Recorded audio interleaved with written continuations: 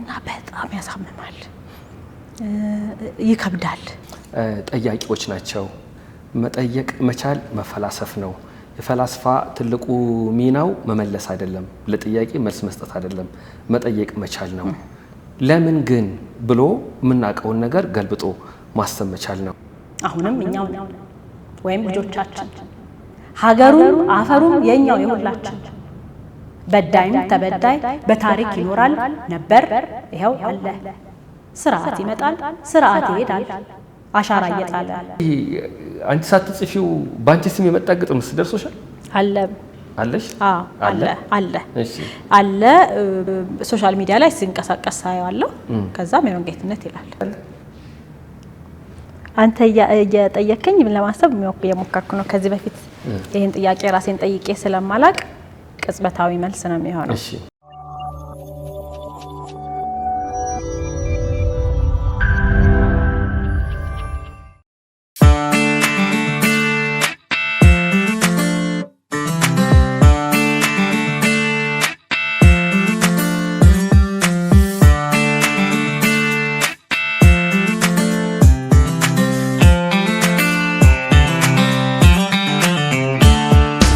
ውድ የነገረ መጽሐፍ ፕሮግራም ተከታታዮች እንደምታውቁት በዚህ ፕሮግራም በኢትዮጵያ ታሪክ በኢትዮጵያ ባህል በኢትዮጵያ ሳይንስ እና በኢትዮጵያ ስነ ጽሁፍ ላይ የተለያየ አሻራ ያሳረፉ አንጋፋና ወጣት ጸሐፍትን እንደምንጋብዝ ይታወቃል ዛሬ በዚህ ፕሮግራም የጋበዝናት ብዙዎቻችሁ ስለ ስራዎቿ በራሷ አንደበት መስማት የምትፈልጉትን ተዋናይዋን ገጣሚዋን የመድረክ መሪዋን የፕሮግራም አዘጋጇን ሜሮን ጌትነትን ነው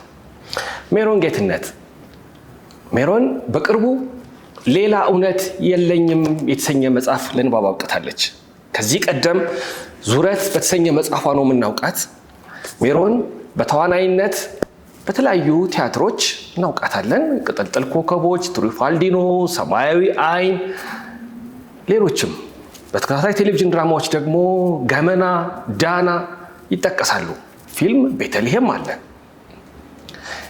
ሜሮን አሁን እኛ የጋበዝናት ሌላ እውነት የለኝም የተሰኘ መጽሐፍ ይዛልን መጥታለችና በዚህና ቀደም ሲል ለንባብ አበቃችው ዙረት በተሰኘ መጽሐፏ ላይ ለመወያየት ነው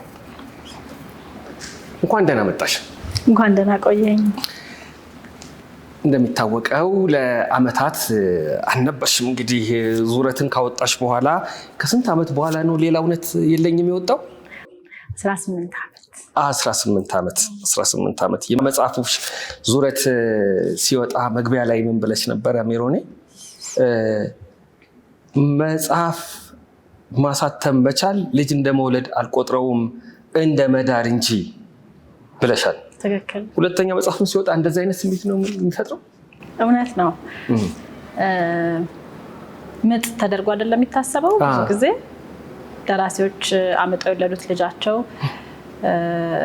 እንደ ውልደት ነው የሚቆጠረው እኔ ውልደትን የምቆጥረው ያቺ አመጣን ስንወልዳት ከቃላት ስትመርጥ ሐሳብ ስሜት ስትፈልግ ለመጽሐፍ ደግሞ ሙድ የምንለውም ነገር አለ አይደል እሱን ስትፈልግ ያኔ ነው ምጡ ከዛ ደግሞ ተጽፎ ታርሞ ታትሞ ካንተ እጅ ሲወጣ ልጅ እንዴት እንደመውለድ ይቆጠራል ነው በዚህም የሚሰማኝ እንደዛው ነው እንደውም እዚህ ላይ በጣም ለረጅም አመት አስሞንሙኛቸዋለሁ ብዬ አስባለሁ የዙረት እንኳን አጭር ነው እነዚህን ግን አሳድጊያቸዋለሁ ማለት እችላለሁ ከወለድኳቸው በጣም ቆይቷል አሁን ይሄኛው የተለየ ነው የወረቀት ጥራቱ ህትመቱም ይለያል ልክ ነው በሰማው ደስ ይላል እሺ ውጭ ሀገር ስለታተመ ነው ዱባይ ነው የታተመው ኳሊቲው ቆንጆ ነው እዚህም አይቻለሁኝ አሁን የሚወጡ መጽሐፎች እውነት ለመናገር በጥራት የሚታሙ አይደሉም በጣም ጥሩ ነው የሚሰሩት ያየዋቸው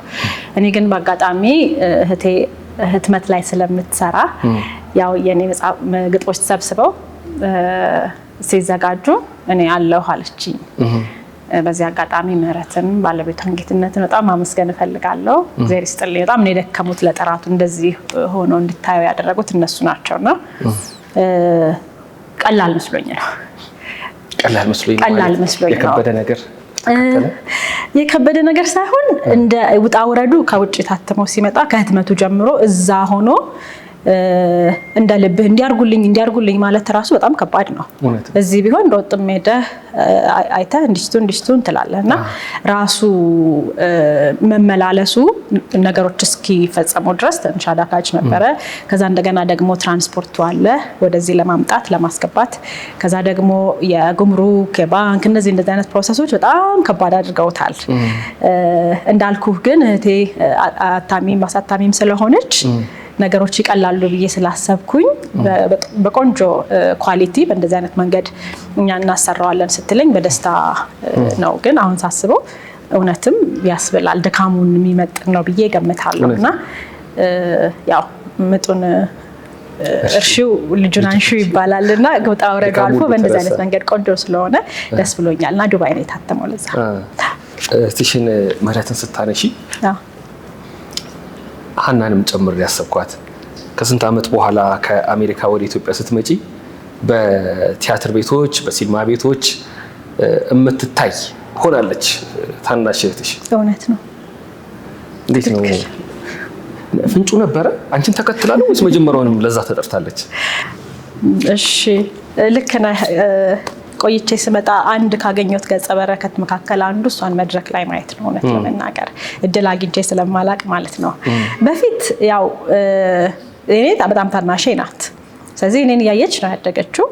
ግን ታናሽህ ሁልጊዜ ባንተ መስመር ሲመጣ እውነት የማይመስልሃል አይደል? ታለንቱ ኖሯት ሳይሆን እውነቱን ለመናገር እንደው በቃ እኔን እያየች ለመከተል ስለሚመስለኝ ትንሽ ቆጣ እያልኩ ትምህርትሽ ላይ ትኩረት አድርጌ ይላት ነበረ። ከዛ ግን ወደ ቲያትር ትምህርት መጣች። ልክ ቲያትር ስትማር ያን ያህል ገፍተህ በትምህርት ደረጃ ለመምረጥ ከሄድክ የእውነትም የውስጥ ፍላጎት አለ ማለት ነው። በፊትም በመግታት ሳይሆን ግን ደግሞ እርግጠኛ እንድትሆን መስመሯን ከማወቅ አንጻር ነበረ ትንሽም ወደ ትምህርቷ እንድታጋድልም አድርገው የነበረው። ከዛ ግን በትምህርቱም ደግሞ እኔ ገፍቻ አዲስ አበባ ዩኒቨርሲቲ ስገባ ቲያትርን በትምህርት ከማገዝም አንጻር የተወሰነ ተጽዕኖ አድርጌያለሁ ብዬ አስባለሁ። ከዛ ግን አንድ ጊዜ ሰለሞን አለሙ የሰው ለሰው ሲጀመር አንድ ካስት ኦዲሽን ይሰሩ ነበረ እና ትመጣለች እህቴ እንደዚህ ትሰራለች እና እያት ብዬ ላኩት። በዛ ጊዜ እንዳልኩ እኔም አላቅም ያን ያህል ጎበዝም እንደሆነች፣ ግን ትሞካከራለች፣ ቤት ውስጥ ለማስመሰል ምናምን ትሞክራለች። ከዛ በኋላ ደወለልኝ፣ ተቆጣኝ። አንቺ ለምንድን ነው እስከዛሬ ድረስ ዝም ያልሽኝ አለኝ። እና እኔ ደግሞ በባለሙያ አይን ታይታ እንዲነግረኝ ፈልጊያለሁ ከስስትም። ከዛ ሲለኝ ስለው እንዴት አትነግሪኝም ቀድመሽ አለኝ። ምን ስለው እንዴት በጣም ጎበዝ ናት አለኝ። ናት አልኩት። በጣም ልቤ ደስ አለው። ናት ስለው አዎ፣ ምክንያቱም እኔ እህቴ ስለሆነች አሰራልኝ ብዬ ላኩም ይመስልብኛል። እኔ ግን በደንብ እንዳያት ስለፈለኩኝ ነው። እና በጣም ቆጫው። ለምን አጭር ነገር ስለሆነች ለሙከራ ስለነበረ አንድ ክፍል ላይ ሰርታ በሚቀጥለው ላይ የምትሞት ካራክተር ነበር የሰጣት እና እስካሁን ድረስ ሳነሳው ይቆጨኛል ይላል። እና ሀና በጣም ጎበዝ ተዋናይት ናት። በጣም ትደክማለች። በቁም ነገር ነው የምትይዘው። ገጸ ባህሪያቶቿ ላይ ለመስራት እኔ ጋር አሜሪካ ትደውላለች። አንዳንዴ በቃ በደንብ በዝርዝር ታወራኛለች። እና መጥቼ ደግሞ ሳያት እውነትም መድረክ ላይ ከልቤ ነው የምልህ እንደኔም አይደለችም። እጅግ በጣም የምታስንቅ የምትገርም እኔ እህቴ መሆኗን እስክጠራጠር ድረስ 2-3 ቲያትሮቿን አይቻለሁ። እጅግ በጣም ግሩም ተዋናይት ናትና እኔን ስላየች ነው ብዬ በፍጹም አላስብም። በራሷ ያለ በጥረቷ የመጣ አክብራው የምትሰራው ሙያ ሆኖ አይቻለሁና እጅግ በጣም ደስ ብሎኛል በዚህ በኩልና አንዲዬ በእውነት በጣም ጎበዝ ነሽ። እውነት ነው። እኛም እንመሰክራለን። በተከታታይ ቴሌቪዥን ድራማዎች በተለይ ክፉ አለቃ ላይ ቻታለው፣ በቲያትሮች በመድረክ ስራዎችንም ተመልክቻታለሁ። በደንብ የደመቀች የጎላች ያለች ተዋናይት ናት። ደስ ይላል። አሁን በቅድም ብዙ አመት ቆይቶ ሌላ መጽሐፍ ስለማውጣት እያወራን ነበረ። ሰለሞን ደሬሳ ሚኒሶታ ነበረ፣ አንቺ ነበርሽበት ግዛት። የመጀመሪያ መጽሐፉን ካወጣ ከስንት አመት በኋላ ነው ሁለተኛውን ያስከተለው። እንደውም ምን አለ አንድ ገጣሚ በህይወት ዘመኑ 3 መጽሐፍ ካለው ይበቃዋል። ከዛ በኋላ ግን ያንን መልሶ መላልሶ ነው የሚያወጣው። ሐሳቡን ነው የሚደግመው፣ አዲስ ነገር አይኖረውም ይላል። እሱም ብዙ ግጥሞች ያሉት ሰው አልነበረም። አንዳንዱ ግን በአንድ ዓመትም 2-3 የሚሰራ አለ። እንደየሰው እንደሆነ አምናለሁ። 2 ብቻ ነው የሰጠው የሚል እምነት የለኝም። ዘግይቶ መምጣት ፍርሃት ውስጥ ይከታል። የሆነ እንዴት ነው ለብዙ ዓመት ሳይወልዱ ቆይቶ እንደ መውለድ አይነት ስሜት አይፈጥርም? በጣም አሪፍ ጥያቄ ነው የጠየቀኝ። በጣም ከባድ ነው። ከባዱ ደግሞ ከመጀመሪያው ተጽዕኖ መላቀቅና መትረፍ። የመጀመሪያው ላይ ማንም አይጠብቅህም፣ ለተለየ ግብ አትሰራም። በቃ አንተ ሀሳቦችህ፣ ስሜትህ እንደፈቀደልህ እና አሁን ዙረትን ሳሳትም መጽሐፍ የማሳተም ህልም ኖሮኝ መጽሐፍ አሳትም ምናምን ብዬ የሰራኋቸው ስራዎች አይደሉም። የሚጠብቅብኝ የለም። በተለያየ ጊዜ የተሰማኝ አብዛኞቹ እንደውም የኢትዮጵያ ሴት ደራሲያን ማህበር፣ የኢትዮጵያ ደራሲያን ማህበር በዛ ወቅት የነበሩ የተለያዩ ክበባት የሚያዘጋጇቸው መድረኮች ላይ እየወጣው ማነባቸው የነበሩ ግጥሞች ናቸው። ከዛ በኋላ ግን ሲሰበሰቡ እና አንድ የሆነ ቅርጽ ሲይዙ አንተም ደግሞ ከሌሎች ገጣሚዎች ጋር የመገናኘት እድል ሲኖርህ ማህበራት ውስጥ ተሳታፊ ስትሆን ቅርጾች የማየት ሌሎች ሰዎች ሲያሳትሙ የማየት እድል ይገጥማልና በቃ እኔ ተሰብስበው መጽሐፍ ያህል ቁጥር ሲኖራቸው ከኔ ደግሞ እንዲወጡ ከመመኘት በነፃነት ይሄንን ምለው በፍጹም ነፃነት ነው የመጀመሪያ ስራ የሰራሁት። የአብዛኞቻችን እንደዛ እንደሆነ ተስፋ አድርጋለሁ። ከዛ በኋላ ግን የዛ ተጽዕኖ ይመጣል። በደጉም በክፉም መጠበቅ የሚባል ነገር ይመጣል። እንደ መግቢያ ያስቀመጥኩት በነገራችን ላይ ይሄንን ሐሳብ ነውና ለኔ አሳሪ ሆኖብኛል። ዙረት ከጠበቅኩት በላይ ነው ተቀባይነት ያገኘው። በጣም አስደንግጦኛል። ነፃነቴን ወስዶብኛል የነበረው አቀባበል። በአንድ በኩል በጣም ያው መከበር ነው፣ መደሰት ነው፣ ሞራል የሚሆነው ነገር እችላለሁ እንደ ለካ ጎበዝ ነኝ የምትለው ነገር የሚሰማህ አለ። ከዛ ግን ለሁለተኛ ስራ ግን እንዳልከው ጥንቃቄን ይጨምርብሃል። እነማን እንደምን ብለው እንደሚያነቡህ መስማት ትጀምራለህ። ደርሶ ምን አይነት መልእክት እንደሚሰጥ በሰዎች አይን ራስን መገምገም ትጀምራለህ። እሱ በጣም ከባድ ይሆናል። በነገራችን ላይ አወረ ሰው እንግዲህ ወደ ባላት ጠይቀኝ ከሆነ አላውቅም። በቃ ከዙረት ተሽሎም ከሆነ ቀንሶም ከሆነ እኔ ነኝ በቃ ይሄ በተለያየ ጊዜ ያሰብኳቸው የኖርኩትን ነገር በምንም አይነት ደረጃ ቢሆን ማምጣት አለብኝ በሚል ለራሴ ይቅርታ አድርጌ ነው ተፈታሁት እንጂ በጣም ከባድ ነው። አሁን በእኛ ሀገር የግጥም ታሪክ በተደጋጋሚ የመታተም እድል ከገጠማቸው ከወንድ ገጣሚዎች የበእውቀቱ ስዩም ነዋሪ አልባ ጎጆች፣ ከሴቶች ደግሞ ዙረት ያንቺ በተደጋጋሚ ህትመት ላይ አሉ። በደንብ ተነበዋል፣ ሰው ተቀባብሏቸዋል። አንቺ እንደምታነቢ የሚያነቡ፣ አንቺ እንደምትጽፊ የሚጽፉ ጸሐፊዎችንም ማስከተል ችለሻል። ይሄ ቀላል ነገር አይደለም። አሁን አንዳንድ ጊዜ መድረክ ላይ በተደጋጋሚ ይታይ የነበረ፣ በቴሌቪዥን በተከታታይ ይታይ የነበረ ሰው ጥፍት ሲል ጊዜ ምን ዋጣት ይባላል እና እኔ ደግሞ ማቀው አሁን ዳዊት መኮንን ባለቤትሽ ሁልጊዜ ይልሽ የነበረው ከገዳምሽ ውጪ ከነበርሽበት ከህዝብ ተቀላቀይ፣ እንደውም ያንቺ መሸሽ ነው እንጂ እሱ እየገፋሽ እንደመጣሽ ያስታውቃል አይደል? እውነት ነው። እና አንዴ ስንጫወት ያነሳሽውን ብትደግሚው ጥሩ ስለሆነ ነው። ምንድነው ሁልጊዜ ሰው የጠፋሽ ምንድነው? ትዳር ነው እንዴ? ልጆች ናቸው እንዴ? ከልክሎሽ ነው እንዴ? አይነት ነገር ይላሉ። ግን አንዲት ሴት አንድ ቦታ አገኘችሽና ይኸውልሽ ምርጫሽ ትክክል ነው ያለችሽ ነገር ልክ አንቺ እንደኖርሽው አንቺ እንደተሰማሽ የሚሰማቸው በአንድ ዘመን የደመቀ የሞቀ ተሳትፎ የነበራቸው ሴቶችን ስለሚወክል እሱም ብንሰማ ደስ ይለናል። ቀላል አይደለም ጫና። በእኔም በባለቤቴም በዳዊትም በኩል ማለት ነው።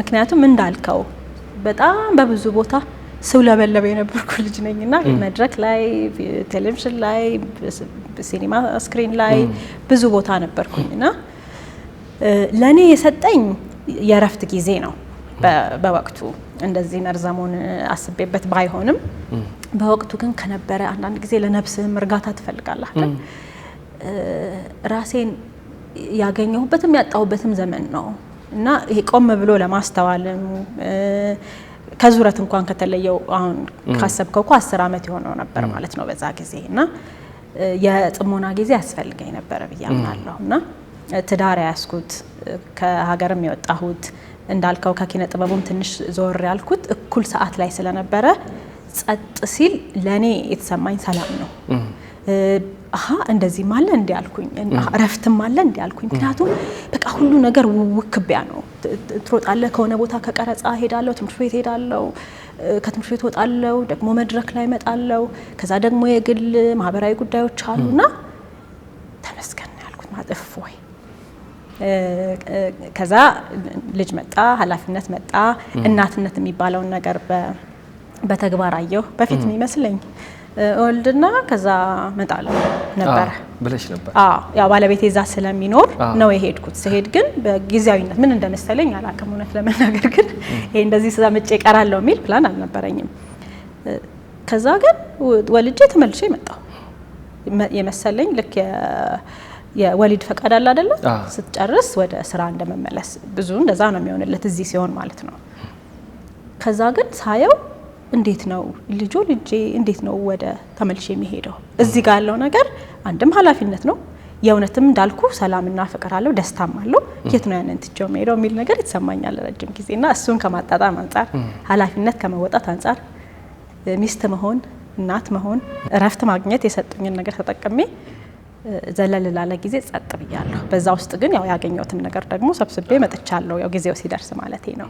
እና በዚህ በኩል ቅድም ያነሳው ደግሞ ጫናው ለኔ በምርጫ የተወሰነውን በምርጫ የተወሰነውን ደግሞ ወደዛ ለምጣበት ለመመለስ ደግሞ ሳስብ ባልኩት ጊዜ ወዲያው ለመምጣት አልተመቸኝም ከታሰርኩበት ነገር መፈታት ነበረብኝ ከራሴ ግብ ጋር ለመሻል ማለት ነው በሌላ በኩል ደግሞ ኮቪድ መጣ ያገሪቷም ሁኔታ የተረጋጋም አልነበረም በወቅቱ እና የቱ ጋር ደግሞ ቆየትን ብለ ስትመጣ ደግሞ በየትኛው መስመር ተመልሼ መምጣት እንዳለብኝም ለማሰብ እድል አላገኘውም በወቅቱ አንዳንድ ጊዜ ቲያትር አስባለሁ ብዙ ነገር ስለነበር ሁሉንም ከእናትነትና ከቤተሰብ ኃላፊነት ጋር ደግሞ ሁሉንም እንደ ድሮ ማድረግም ስለማይቻል መምረጥ ነበረብኝ በሱ ውስጥም ያጠፋሁት ጊዜ እንዳለ ሆኖ ማለት ነውና ጫናው ግን ይሄ ሁሉ ተጠራቅሞ ማንጋ ይመጣል እኔ ወድጋ ማለት ነው እና ሁሌ ይላል ምክንያቱም አድናቄ ነው የኔ ውድ ደጋፊ ነው ሁሉ ጊዜ ነው የሚናፍቀው የሆነ ግጥም አነብለታለሁ ወዲያው እንደጻፍኩ አነብለታለሁ ከዛ በቃ እስቲ የሆነ ነገር አድርጊው ሲለኝ ግን እሺ ይልና ከዛ ጸጥ ማለት እኔ አልበቃኝም እዛ ጋር ነኝ ብዬ ስለማላስብ እና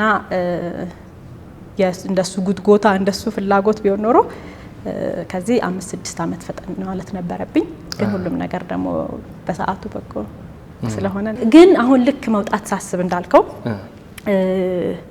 የጠፋው ሲመስለኝና የት ጋር መምጣት እንዳለብኝ ግራ ሲገባኝ ያስጨንቃል እኮ በራሱ አይደለ እና ምሰማቸው ድምጾች ሁሉ አንቺ ጥለሹ ጠፋሽ አይደለም ስራውን ያን የመሰለ ተሰጦ ይዘሽ ዝም አልሽ አይደለ እና በጣም ያሳምማል ይከብዳል አስታውሳለሁኝ ከልጅቷ በፊት አንድ ዝግጅት ላይ ሄደን አንድ ሰው የመጣና ትልቅ ሰው ነው በጣም ነው ማከብሽ በጣም ነው ማደንቅሽ ምናምን አለኝ ከዛ እግዚአብሔር ይስጥልኝ አመሰግናለሁ አልኩት ከዛ መጣና ተመልሶ በጆሮዬ መክሊትሽን ግን ቀበርሽው ብሎ መክሊትሽን ቀበርሽው እሺ እና ይሄ ቀብሬው እግዚአብሔር መክሊት እንጠየቃለን አይደል ቀብሬው ይሆን እንዴ የሚል ሐሳብ ነበረብኝ ለተወሰነ ጊዜ ከዛ ያልካት ልጅ ቤተክርስቲያን አገኘኋት ተብለት ትባላለች በዛ አጋጣሚ እና እየወጣን ከባለቤቴ ጋር ነበርንና እንደዚህ ኮሪደር ላይ ነገር ተገናኘንና ያዛ አደረገችን ነይ እፈልግሻለሁ አለችኝና እሱንም ጉት ታርጋው ይዛ ሄደችኝ እግዚአብሔር ይባርክሽ እና ደግሞ የሆነ መንፈሳዊ ቦታ ስለሆነ በጣም እንዴት ራሷ አንደበቷ እንደተፈታላት አላውቅም እና በጣም እናመሰግንሻለን አለችኝ እንግዲህ ያው ቃል በቃል አለውም እንደሱ አርግ ያሳምሬ ግን አንቺ ማለት ምሳሌ ነሽ። ከዛ ከአደባባይ ከዛ ከሞቅታ ከዛ ከፍቅር ከዛ ከክብር ቤትሽን ባልሽን ልጆችን አስፈልጠሽ የወሰድሽው ፋታ የሆነ ታይቷል አይደል? እና በጣም ደግ ነገር ነው ያደረግሽ ያለሽው እና ይሄ ምሳሌ የሚሆን ነገር ነው አለች። ከዛ አይኔ ወድንም ጠራችና አንተ ይሄንን ነገር ባትሰጣት አንተ ምቾት ባትሰጣት እንደዚህ ደግሞ በዚህ መንገድ ደግሞ አናያትም ነበረ ምናምን ብላ እሱንም በጣም ማረክ ላይክ አመሰገነችው በጣም እና አሃ ትላለህና አንዳንዴ አንተ በምርጫ ያደረከው ነገር በሌሎች አይን ሲታይ የመጥፋት የበቂ ነገር ያልሰጠህ የሰሰትክ መክሊት የቀበርክ የሚመስለው ነገር በአንዳንዶች ዘንድ ደግሞ እኔ የወሰድኩትን ያንን እኔ የፈለኩትን ፈቅድ ያረኩትን ነገር ተረድቶ መጥቶ ደግሞ የሚያመሰግንህ ሰው ሲመጣ ልክ ነበርኩ ለካ ትላለህ እና እኔ በጣም በደስታ በልክነት የኖርኩት ውብ ህይወት ነው። አሁን ደግሞ ከሱ ጎን ለጎን ተመልሼ ደግሞ በጊዜው ወደ ሙያዬ መጥቻለሁ። አንድ የጻፍሽለት ግጥም አለ ለባለቤትሽ ለዳዊት መኮንንና ሁለት መስመሩን ስመዝ በአቴን ዘጋሁት ፍቅር አገልድሜ ካለም መንኛለሁ ሆነኝ ገዳሜ የሚል ቃል አለ። ገዳም ሆነሽ ባለቤትሽ ገዳም ሆነሽ ቤተሰብሽ ከዚያ በኋላ ግን ወቅት አለ ጊዜ ያለው አሁን ወደ አደባባይ የምትወጭበት ጊዜ ነው። ትክክል ብለሽ ስላመንሽበት ስላለም የታየሽልን ነው።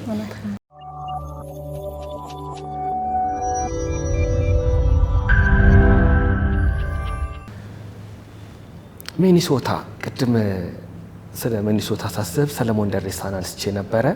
አንድ ፎቶግራፍ አይቼ አንቺ ሰለሞን ደሬሳ አላችሁ በእውቀቱ ደግሞ ይታያል እና ፎቶውን ሳይ ሁል ጊዜ ምን እያወሩ ነበር ግን ምን ፕሮግራም ላይ ነው የሚናገር ፎቶ ነው። ዝቅ ብለሻል ያየሽ ነው። የምንወደው ሰለሞን ደሬሳ አለ ታወቀ ባለቅኔ ምን አይነት መድረክ ላይ ነው? እሺ እንደ ሄድኩ ነው የስነ ጽሁፍ ዝግጅት ነበረ ካልተሳሳትኩ ብዕርና ዜማ ካልተሳሳትኩ የስነ ጽሁፍ ዝግጅት ነበር። በእውቀቱ ስዩም እንግዳ ሆኖ መጥቶ ነበረ በወቅቱ። እኔም ጠቅልዬ የገባው አይመስለኝም በእንግድነት ነው። ከመሄዴ በፊት የተወሰኑ ጊዜዎች መላለስ ነበርና ለመጀመሪያ ጊዜ ነው ጋሽ ሰለሞንን በአካል ያገኘ ነው። እንግዲህ እንደ ቲያትር ተማሪነቴ ከስነ ጽሁፍ ኮርሶች ከሚጠቀሱ ስሞች መካከል ግንባር ቀደሙ ነው ጋሽ ሰለሞን እና ሩቅ ሀገር ያለ ሰው ቅድም እንዳልከው ጥቂት መጽሐፎች ሰጥቶን የሌለ ሰው ካልተሳሳትኩኝ ከረጅም ጊዜ በኋላ በኢትዮጵያ ቴሌቪዥን መዝናኛ ዝግጅት ላይ ኢንተርቪው ሲሰጥ ከብዙ ቆይታ በኋላ አስታውሳለሁ። ከዛ ውጪ በስም የምናውቀው ግዙፍ ሰው እንግዲህ እግዚአብሔር ረድቶኝ በሆነ አጋጣሚ አገኘሁትና በጣም የሚገርም ልዩ ስሜት ነበረው። በትክክል መጠየቄን ማውራቴን አላስታውስም። ምክንያቱም ምን እንደማወራው ምን እንደምጠይቀው እንኳን ዝግጁ አልነበርኩምና ካጠገቡ መቀመጤ ራሱ የሰጠኝ ስሜት ቀላል አልነበረምና በዛ መሃል ነው በእውቀት መጣና ምን ሊጠይቀው እንደሆነ አላውቅም እና በጉጉት ነው ምን እንደሚጠይቀው ለመስማት ጥያቄውን ለመስማት ወይ ምን እንደሚያወሩ ለመስማት ነው እንደዚህ ያልኩትና ያቺ ቅጽበት ፎቶ ተነስታ በማህበራዊ ሚዲያዎች ሲዘዋወር አየዋለሁና እሱን ጋሽ ሰለሞን ጋር ራሱ ያችን አጋጣሚ ማግኘት ከዛ በኋላ ተገናኝተናል። በተለያዩ አጋጣሚዎች ቤቱም ሄጄ በታመመም ጊዜ ማግኘት እድል ገጥሞኛል። ያ ግን ለመጀመሪያ ጊዜ ጋሽ ሰለሞንን ያገኘሁበት መድረክ ነው፣ የበእውቀት ስዩም ዝግጅት ነው። አሁን ያንቺን ግጥሞች ሳነባቸው ጠያቂዎች ናቸው። መጠየቅ መቻል መፈላሰፍ ነው። የፈላስፋ ትልቁ ሚናው መመለስ አይደለም፣ ለጥያቄ መልስ መስጠት አይደለም፣ መጠየቅ መቻል ነው። ለምን ግን ብሎ የምናውቀውን ነገር ገልብጦ ማሰብ መቻል ነው። ያንቺ ግጥሞች በአክሮባት የሚሰሩ አይደሉም። አደናጋሪ ቃላት በመጠቀም ምን ማለት ነው የሚሉ እንድንል የሚያስችሉ መዝገበ ቃላት እንድንገልጽ የሚያደርጉ ሳይሆኑ በቀላሉ የምንረዳቸው በእለት ተዕለት የምንጠቀምባቸው ቃላትን ነው የምትጠቀሚው። ሀሳብ አላቸው። አንዳንዴ ደግሞ ተሟጋችነት፣ ተጋፋጭነት ይታያል። አሁን ያነሳነው ሰለሞን ደሬሳ በአንድ ወቅት ሰለሞን ደሬሳና ስብሐት በአንድ ወገን፣ ዮሐንስ አድማሱና ብርሃኑ ዘሪሁን በአንድ ወገን አንድ ክርክር አንስተው ነበር። እነ ሰለሞን ምን አይነት አቋም ነበራቸው? ኪነት ለራሷ ፋይዳ ነው ልትሰራ የሚገባው። ስነ ጽሁፍ ለስነ ጽሁፍነቱ ሲባል መጻፍ አለበት እንጂ የህብረተሰቡን ችግር የመፍታት ግዴታ የለባትም። ስለዚህ ለማስተማር አንጻፍ፣ ለመለወጥ አንጻፍ ይላሉ። እንደ ዮሐንስ አድማሱ ብርሃኑ ዘሪሁን ያሉ ሰዎች ደግሞ የኢትዮጵያ ደራሲ የህብረተሰቡን ችግር የመግለጽ ግዴታ አለበት ይላሉ። አንቺ ከየትኛው ሰፈር ነሽ? ከሁለተኛው ሳሎን አልቀርም አሁን ባለኝ ሁኔታ ማለት ነው። የዙረትና የሌላ እውነት የለኝም ትንሽ ልዩነት እሱ ይመስለኛል። እንዳልኩ ዙረት ላይ በነፃነት አርት ፎር ዘ ሴክ ኦፍ አርት የምንለው አይደል? ኪነ ጥበብ ለጥበብ ፋይዳ እንደዛ ተሰማኝ፣ ፈለኩኝ፣ ደስ አለኝ፣ ገለጽኩኝ። ቅድም እንዳልከው ነገሮች በቃላት የማወሳሰብ አይነት የለኝም። ቋንቋውንም በዛ ልክ ማራቀቅም የምችል አይደለሁም። ሀሳብ ግን ማራቀቅ እችላለሁ። ሀሳቤን ግን ለማንም ሰው ቅርብ በሆነ መንገድ የመግለጽ ችሎታ አለኝ ብዬ አምናለሁ። ለዛ ነው ለስሜት ስለሚቀርቡ ነው ሰው የሚረዳቸው ብዬ አስባለሁ። ስለዚህ እስከ ተወሰነ ጊዜ ድረስ ለኪነ ጥበብ ፋይዳው ራስን ስለመግለጽ አንተ ጋር መጥቶ ስለሚሰጠው ነገር ብዙ ተጨንቄ አላውቅም። በኋላ ግን ምናልባትም ቲያትር ፎር ዴቨሎፕመንት ነው የተማርኩት። ቲያትር ለልማት እንለዋለን በአማርኛ። ከሱ በኋላ በተለይ ለእንደኛ ሀገር ለእንደኛ እንደ አፍሪካ ሀገር ላለ ገና በእድገት ላይ ላለን አርት ፎር ዘ ሴክ ኦፍ አርትን ተቃውሞ አይደለም፣ ግን ደግሞ በጥበብ ደግሞ ነገሮችን የሰው ህይወት መቀየር፣ የሰው አስተሳሰብ መቀየር፣ የማህበረሰብ አመለካከት መቀየር ይጠበቅብናል። ምክንያቱም መምህራን ነን እኮ በሌላ መንገድ ወደድንም ወጣንም። ምክንያቱም እኛ የምንለው ነገር 2 ሰው 3 ሰው 4 ሰው የሚከተለው የሚያነበው የሚያየው ነው። ስለዚህ በዛ ውስጥ በተወሰነች መንገድ ማህበረሰባዊ አስተዋጽኦ ማድረግ አለበት ኪነ ጥበብ የሚባል ተምሬያለሁ። የመማር ደግሞ ውጤቶች አይደለም የተማርከውን ሁሉ ትወስዳለህ ማለት አይደለም፣ ግን ፈልገውም ይሁን ሳትፈልገው ተጽዕኖ ያደርግብሃል። በፍላጎት ደረጃ ብትጠይቀኝ ባያስጨንቀኝ ደስ ይለኛል፣ ራሴን የምገልጽበት መሳሪያ ቢሆንልኝ። ግን ተምሬያለሁ አይደል? አለመማር አልችልም። አሁን አንለር የሚደረግ ለማድረግ ብዙ ነገር እንደገና መወልወል አለብኝ። ስለዚህ እኔ አሁን ስጽፍ ምንድነው ፋይዳው የሚል ነገር ወድጄ ሳሎን በግዴ አስበዋለሁ። ይሄንን ወይ ታደለሽ ልትለኝ ትችላለህ፣ ወይ ደግሞ አይ በቀረብሽ ልትለኝ ትችላለህ። ግን ሁለቱም ውስጥ ነው የምጫወተው። ስሜት ያለ ፍላጎት ያለ ለጥበባዊ ፋይዳው የመስራት ነገር አለኝ። ግን ደግሞ በውስጡ ደግሞ በተወሰነ መንገድ ትንሽ ቢያንቀሳቀስና ሀሳብ ቢያስተላልፍ ደግሞ ደስ ይለኛል። በሁለቱ መካከል ነኝ። ገና አስባለሁ። አሁን ብትጠይቀኝ ምን ማለት ፈልጌ ነው፣ ይሄ ምንድነው የሚያመጣው፣ ኢምፕሊኬሽኑ ምንድነው፣ ያግዛል ወይ ለለውጥ ይሰራል ወይ የሚል ነገር ያሳስበኛል። እንደዛ ነኝ። እውነት ነው። እኔም ከመጀመሪያው መጽሐፍ ከዙረት በላይ እዚህኛው ላይ የህብረተሰቡን ህመም የመታመም እንቅልፍ ያጣሽባቸው ሌሊቶች ሁሉ ይታወቃሉ። በዚህ በግጥሞች ያሳሰቡች ያው መርጠሽ ነው የተጻፈ ሁሉ አይታተምም። ተመሳሳይ ይዘት ያላቸው ወይም ደግሞ ይሄ እንኳን አልፎበታል የሚያስብል ሆኖ ሲገኝ ምን አስቀረው ይኖራል። እንደ ኢትዮጵያ ባሉ ደሃ ሀገራት ፍትህ ሲጓደል፣ የሰላም እጦት ሲሰፍን እና ያልተገባ ነገር ሲፈጸም እንዳልተፈጸመ አርጎ መቁጠር ራሱ ይሄ ራሱ ችግር ነው። ሰው ስለሚፈልገው ሳይሆን እኛ መገለጽ አለበት ብለን ስለምናምን ሊገለጽ ይገባል። የተጻፈ ነገር ሁሉ ግን ትምህርቲስት ወይም ደግሞ ህብረተሰቡን ያንቃ ያደራጅ ማለት ደግሞ አይደለም። እንዳልሽው ይስማማኛል። ስለ ትምህርት ስታነሺ የመጀመሪያ መጽሐፍሽንም ስታወጪ ዙረት ሲወጣ ከፍተኛ ትምህርት ተቋም ከመግባትሽ በፊት ነው። አዲስ አበባ ዩኒቨርሲቲ ከመግባትሽ በፊት ነው። ዩኒቲ ዩኒቨርሲቲ ተመረሻል። ከዛ አዲስ አበባ ዩኒቨርሲቲ ደግሞ የመጀመሪያ ዲግሪና ቀጣዩ ሁለተኛ ዲግሪሽን ይዘሻል። ቲያትር ጥበባት ትምህርት ክፍል ከመግባትሽ በፊት ደግሞ እነ ፍሬሽማን ቱሪፋልዲኖ፣ መስተፋቅር ብዙ የሰራሻቸው ቲያትሮች አሉ። ተከታታይ ቴሌቪዥን ድራማዎች ላይ በደንብ ነበርሽበት። አንዳንዶች ከተማሩ በኋላ ፈሪ ይሆናሉ። ትምህርት ፍርሃት ነው የሰጠሽ ወይስ ተጨማሪ ጉልበትና ነዳጅ? ለኔ ጉልበት ነው የሰጠኝ። ፍርሃትም አሰጥቶኛል፣ ግን ጉልበቱ ይበልጣል። ምክንያቱም በተለይ ቲያትር በተሰጥኦ ነው የሚሰራው ብዬ አምናለሁ። ሁሉም ቲያትር የተማረ ሰው በሙሉ ባለ ተሰጥኦ ሆኖ መድረክ ላይ ወይም ፕሮዳክሽን ላይ አናይም። ለእንደዛ አይነት ሰው ተሰጥኦህን ይዘህ ከዛ ግን መስመር የሚያበጅልህ የምትሰራውን ነገር እንዳልከው አሁን ፍሬሽማን ላይ በአጋጣሚ ነው የሰራሁት። በአጋጣሚ ነው ስለ አሁን ተምሬ አውቄው ምናምን ሳይሆን የመተወን እድል ስላገኘሁ ነው የወጣሁት። ከዛ ግን ትምህርት ቤት ስገባ ለምን እንደምንቀሳቀስ ትርጉም ይሰጠኛል። ለምን ከግራ ወደ ቀኝ እንደምራመድ፣ ለምን ለተመልካች ጀርባዬን እንደማልሰጥ ሳይንሳዊ በሆነ መንገድ ለምሰራው ነገር ትክክለኛነት ማረጋገጫ የሚሰጠኝ ሆኖ ነው ያገኘሁት። ከዛም ባሻገር ደግሞ የልበ ሙሉነትም ይጨምርልሃል በእውቀት ስታደርገው። ስለዚህ ለኔ ጉልበት ነው የሆነኝ።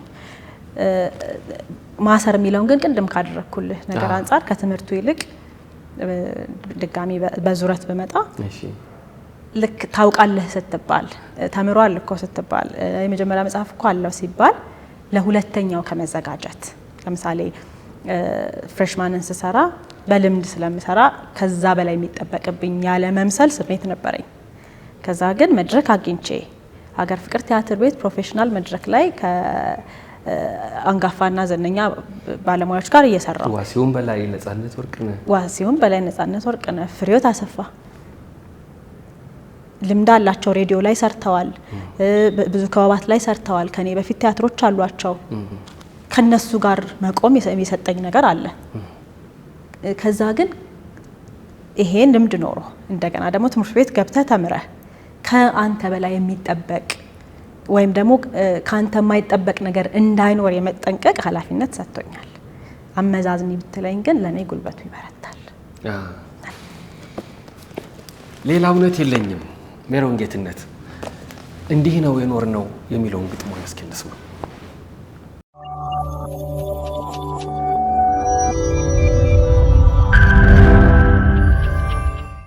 እንዲህ ነው የኖር ነው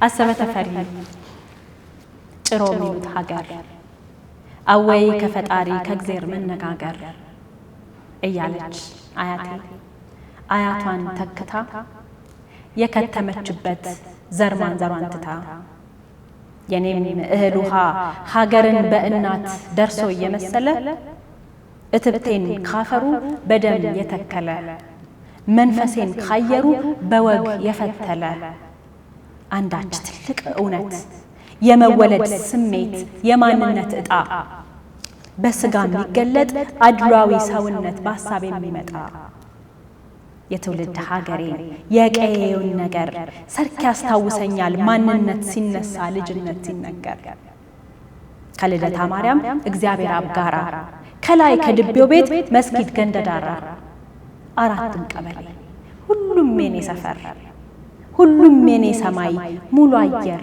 ሙሉ አፈር ወንዱ ሁሉ ጋሼ ሴቱ ሁሉ አባዬ መንገደኛው ገሳጭ ሳያልፍ እንዳላየ አባዬ ሚሻንጋ አባዬ ዘውዴ ቤት ቁርስ ምሳና ራት ካንዱ ቤት አንዱ ቤት ጤም ያለ እንጀራ ማሽላ ቅይጡ በልተው የማይጠግቡት ምንም ቢሆን ወጡ ጭስ በጠጣ በራድ ጉልቻው ከጋመ በርጥብ ቁጢ ቅጠል ትኩስ የላም ወተት የተቆራሰመ ጣሙ እንዴት ይረሳል ከልጅነት ምላስ ደርሶ ከታተመ ብሩ ቤት ተፈጭቶ ዳኛ የጋገረው ውስጥ እንቡጡ ዳቦ ዞረው ሲያስታውሱት በጥጋብ ሁሉ ይላል እንኳንስ ተርቦ ዘይቱና ብርቱካን ሮማን ፓፓዬ ቤትም ቢበቅልም እንዳሰበ አይነት ሙዝ አጠር ድፍጫ ላይ አይቼም ሙሸበክ ሀለዋ ሮቃና ጅልቦ ስኳር ነቢያት ቲኒ ኩሬባት ወፍ ቆሎ ትዝታን ያደምቃል ልጅነትን ኩሎ ከአዳራሹ በታች ኳስ ሜዳ ተራግጦ ያሰንን ቤት ፓስቲ በስሙኒ ገምጥቦ የቀመሪያን ጫት በብብት ሸጉጦ ከድሮ ሰይጣን ቤት ቁጥር 1 ዘልቆ ሃይስኩል የገባ ጥናት ቤት መሽጎ ሬዮት የገነባ በትንሽ ከተማ በትልቅ ሐሳቡ ለአገር የታገለ የየዘመን ወጣት ባላማ የሞተ ለዓላማ የገደለ ለድል ያልታደለ ድንኳን ፍራሽ ሞልቶ ታቅፎ ታጨሮ ሐዘን የሚያስፈታ ሐዘን ቤት ውሎ አድሮ ፊት ሀብቴ አማራ ደጃች አሊ ኦሮሞ ዑመር አሊ ካፋር ጭሮን አስተዳድሮ ከነበረ ዘመን እስከ ትናንትና ከማንም የሚወለድ ሰው ከየትም ይምጣ ያውቃል ጉርብትና ኖሯል በዝምድና አብዲና መስቀሉ አብረው ይኖራሉ የሚል ማስታወቂያ ቀድሞ ሳይወራ እስላምና አማራ አሰበን ብርት ላይ ኑሯቸው በጋራ ቄሱ ከሼሁ ጋር መስጊድ የሚያሰራ ታቦቱን አንግሶ አፍጢር የሚጠራራ ሬሞንዲ ሚሽኑ ሐጂ መስጊድ ጎን የግመሉን ስጋ ሐጂ ሆኒ ሰቅሎ ታደሰ ነሲቡ የማርጠጁን ጥሎ ከሐረር አዲስ አበባ ከአዲስ ድሬ ተጓዥ ሮኬት ሆቴል ምሳ በፍቅር ተጋባዥ ተቆልቢ ገብርኤል ሲመለስ አንጋሹ ከፈረስ መጋላ እኛ ቤት ረፉ ኑ ከኛ ጋር አምሹ እንዲህ ነው ያደግነው እንዲህ ነው የኖርነው ይህ የኔ ህይወት ነው ይህ የኛ ልጅነት ቅመም ያልገባበት ያልተከላለሰ ፖለቲካል ነካው ያልተበራረዘ ሳራ አብዱን አግብታ ነጋ ፋጤን ወልዶ ጌቱ ከከዲጃ 4 ልጆች ወልዶ ብሔር ሳይቆጠር እምነት ሳይጠራ በፍቅር ተጋምዶ እንዲህ ነው የኖርነው ከኛ ካደሬናት ከሟጃ ገብይቶ የጽጌ ኦሞን ቤት ቁንዲፍቱ ጠጥቶ ከዙርጋ መደብር ብትን ጨርቅ ገዝቶ ለብሶ የዘነጠ ጋሻ አባይነ ሰፍቶ ሸጎዬ ለማየት ሽልንጋ አጠራቅሞ ያልደረሰው ተራ የአገሬ ልጅ የሚል ባመልማል አባተ ዘፈኖች የኮራ ጋሻ ሰንጋ ሄዶ ወይ ጋሽ ደበበ ቤት የተነሳ ፎቶ ይገለጥ አልበሙ እውነቱን ይናገር ማን ከማን እንደኖረ በፍቅር ተስማምቶ አሁንም እኛው ወይም ልጆቻችን ሀገሩን አፈሩን የኛው የሁላችን በዳይም ተበዳይ በታሪክ ይኖራል ነበር ይሄው አለ ስርዓት ይመጣል ስርዓት ይሄዳል አሻራ እየጣለ የዚያ ትውልድ ህብር የዚያ ጊዜ ፍቅር የወለደን እኛ ምን ልናሻገር ነው እንደ ባላደራ የዘመን ተረኛ በጎና ክፉን አይቶ እንዳለፈ ሰው እንደ ተሻገረ ያደግንበት መንደር እንደምን አደረ ቀያችን ምን ሆኗል አፈሩ ምን አጣ ህዝቤ እንዴት ከረመ ምን በላ ምን ጠጣ የኔ የሚያስብለኝ ከቦታ ለይቶ ጎጤን ያስታወሰኝ የራስ ወዳድነት ከስስት መንጭቶ ሽንቁሩን ልደፍን ልሞላ ጎዶሎ ካልሆነ ለምን ነው ድምጽ ልሁን ብሎ ያለውን ጣጥሎ የሌለውን መንቀስ ቀዳዳ ያሰፉ ገደል ሰርቶ ማልቀስ የደቆ ሰው አንሶ የኑሮ ሸክሙ ፍቅሩን ወስጄበት ከጠፋ ሰላሙ እኔም ቅርንጫፏ ከነ ትዝታዬ እሙን ነው መድረቅ ሰላም ጥላ ይሁን በአበባ ትውልድ እንድኖር ደምቄ ግሩም ነው።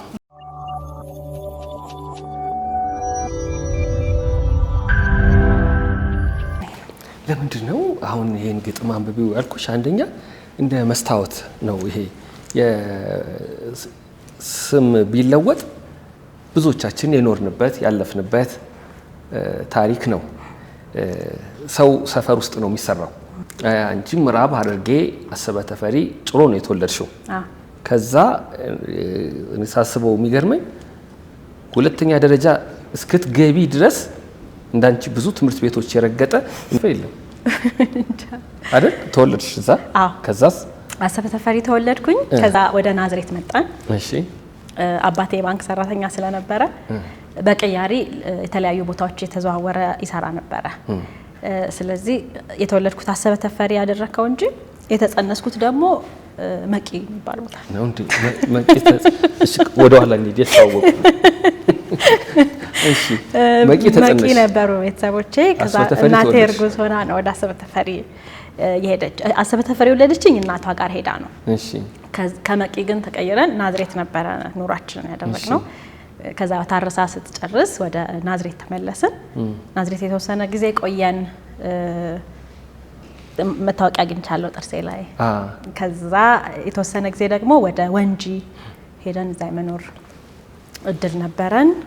ከዛ ወለጋ ሻምቡ የሚባል ቦታ ደግሞ እንደገና ተቀይረን ሄደን ትምህርት የጀመርኩት እዛ ነው። አንደኛ እና ሁለተኛ ክፍል በክልል ደረጃ እነዚህን ሄድኩት፣ አሰበ ተፈሪ፣ ናዝሬት፣ ወንጂ እና ወለጋ ሻምቡ። ከዛ በኋላ አዲስ አበባ ነው የመጣ ነው።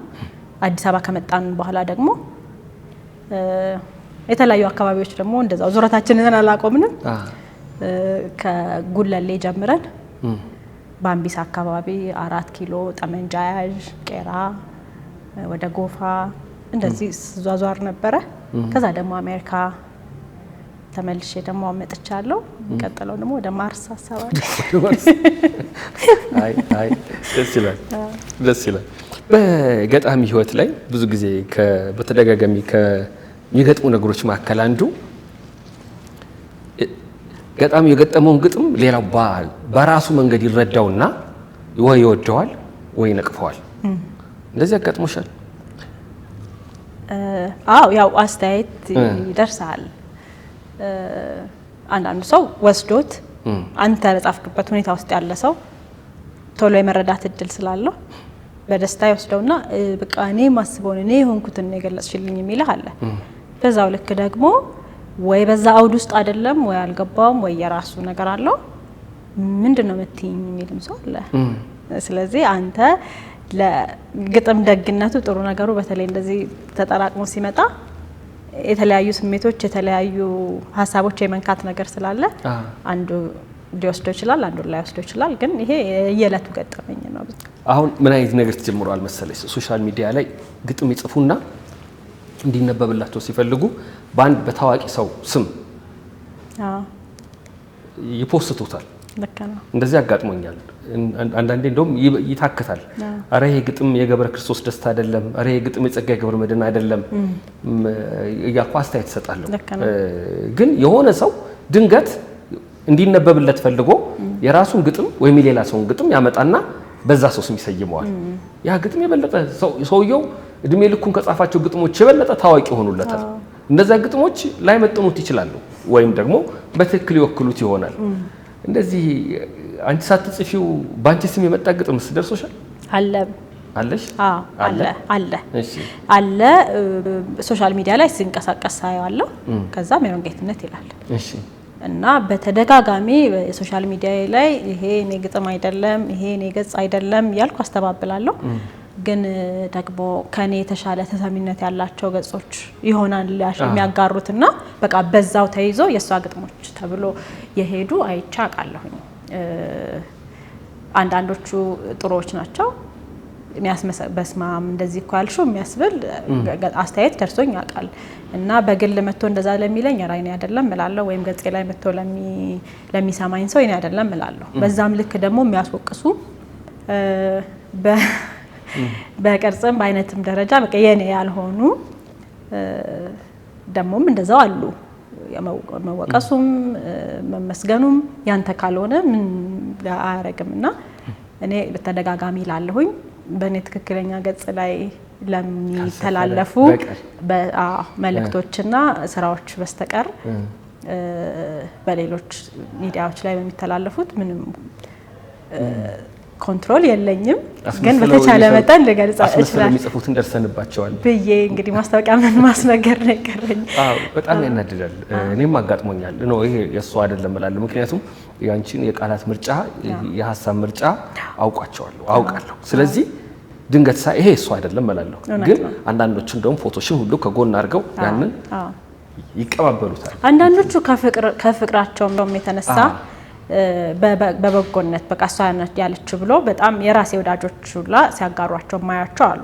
ግን እውነት ለመናገር ብዙ አይደሉም። ግን ይሄ እንደዚህ አይነት ልምድ ደግሞ መኖሩን መጠቆም ጥሩ ነው። እና በዚህ አጋጣሚም ደግሞ የራሳችንን ገጽ ትክክለኛነቱን ማረጋገጥም ደግሞ ለወዳጆቻችንም ለምንሰጠው መልእክት ኃላፊነትም ለመውሰድ ቅድም እንዳልኩት ለሙገሳውም ለወቀሳውም ያልተገባ ምስጋናም ያልተገባ ወቀሳም እንዳይደርሰን ትክክለኛነቱን አትሊስት ማረጋገጥ ወዳጅ ስትሆን ደግሞ ከማጋራት በፊትም ደግሞ ይሄንን ኃላፊነትም በተወሰነ መንገድ መወጣት ብቻል ደስ ይለኛል። አንቺ ጽፈሽ ይሄ እንኳን እንደው ባልጻፍኩት ምትዩ ለምንድን ነው እንደዚህ ምልሽ? አጫጭር ልቦለዶችና ልቦለዶች የልቦለድ ስራዎችን ነው በአብዛኛው ምሰራ። አልፎ አልፎ ገጥማለሁና አንደኛው ግጥሜን ግን አሁን ሳስበው ልጅነት ይዞኝ ምለው አንድ ግጥም አለ። ስለ ጭብጨባ ነው የሚያወራውና ልክ የሆሳና ጊዜ ዘንባባ ዘንጥፈው ምን ብለው የተቀበሉት ያስተናገዱት ጌታን እንደዛ ተቀበለው በስንተኛው ቀን ግን ስቀለው ብለዋል እና ስለዚህ ጭብጨባን አላምንም የሚል ይዘት ያለው ግጥም አለ። አሁን እድሜ ሲጨምር ንባብ ሲጨምር የህይወት ልምድ ሲጨምር ልክ አይደለም ሐሳቡ። ምን ማስረጃ አለኝ? ዘንባባ ዘንጥፎ የተቀበለው ሰው ስቀለው ይበል አይበል ምን ማስረጃ አለኝ? ሌላ ሰው ሆኖ እንደሆነ እና ያኛው ዘንባባ የዘነጠፉት ሌሎች እንደሆኑ ስቀለው ያሉት ሌሎች እንደሆኑ ምንም ማቀው ነገር የለም። ስለዚህ ያልተገባ ፍርድ እንደሰጠ ሆኖ ስለተሰማኝ አሁን በሆን አልጽፈውም እላለሁ። ሜሮን ጌትነትስ እንደዚሁ ከስንት ዓመት በኋላ ስታየው አይ አሁን እንኳን እንድትል ያደርጋታል? አንተ እየጠየከኝ ለማሰብ የሞከርኩ ነው። ከዚህ በፊት ይሄን ጥያቄ ራሴን ጠይቄ ስለማላቅ ቅጽበታዊ መልስ ነው የሚሆነው። አሁን ማስታውሰው ይሄንን ባላልኩ ኖሮ ምለው አላስታውስም። ግን እንዳልከው ደግሞ ታድጋለህ። በተሻለ መንገድ መግለጽ እችል ነበረ ምላቸው ብዙ ስራዎች አሉኝ። ምክንያቱም ከትናንት ዛሬ መቼም እናድጋለን። ወደ ዙረት ግን መለሽ ብዬ ሳይ ይሄንን ባላልኩት ከመለው ይልቅ እንዴት ጥሩ ሐሳቢ ነበርኩ ምላቸው አሁን በዛ ጊዜ እንደዛ ማሰቤ የሚገርሙኝ አሉ። ባላልኩት ምለው ግን ብዬ ካወቅኩኝ አስታውሰኝ አላውቅም። ባይኖር ነው አላውቅም። እንደዚህ አሁን ይሄንን ባላልኩት ኖሮ ምለው አላውቅም። በተሻለ መንገድ ግን ልገልጻቸው የምችላቸው ይኖራሉ። ሌላ እውነት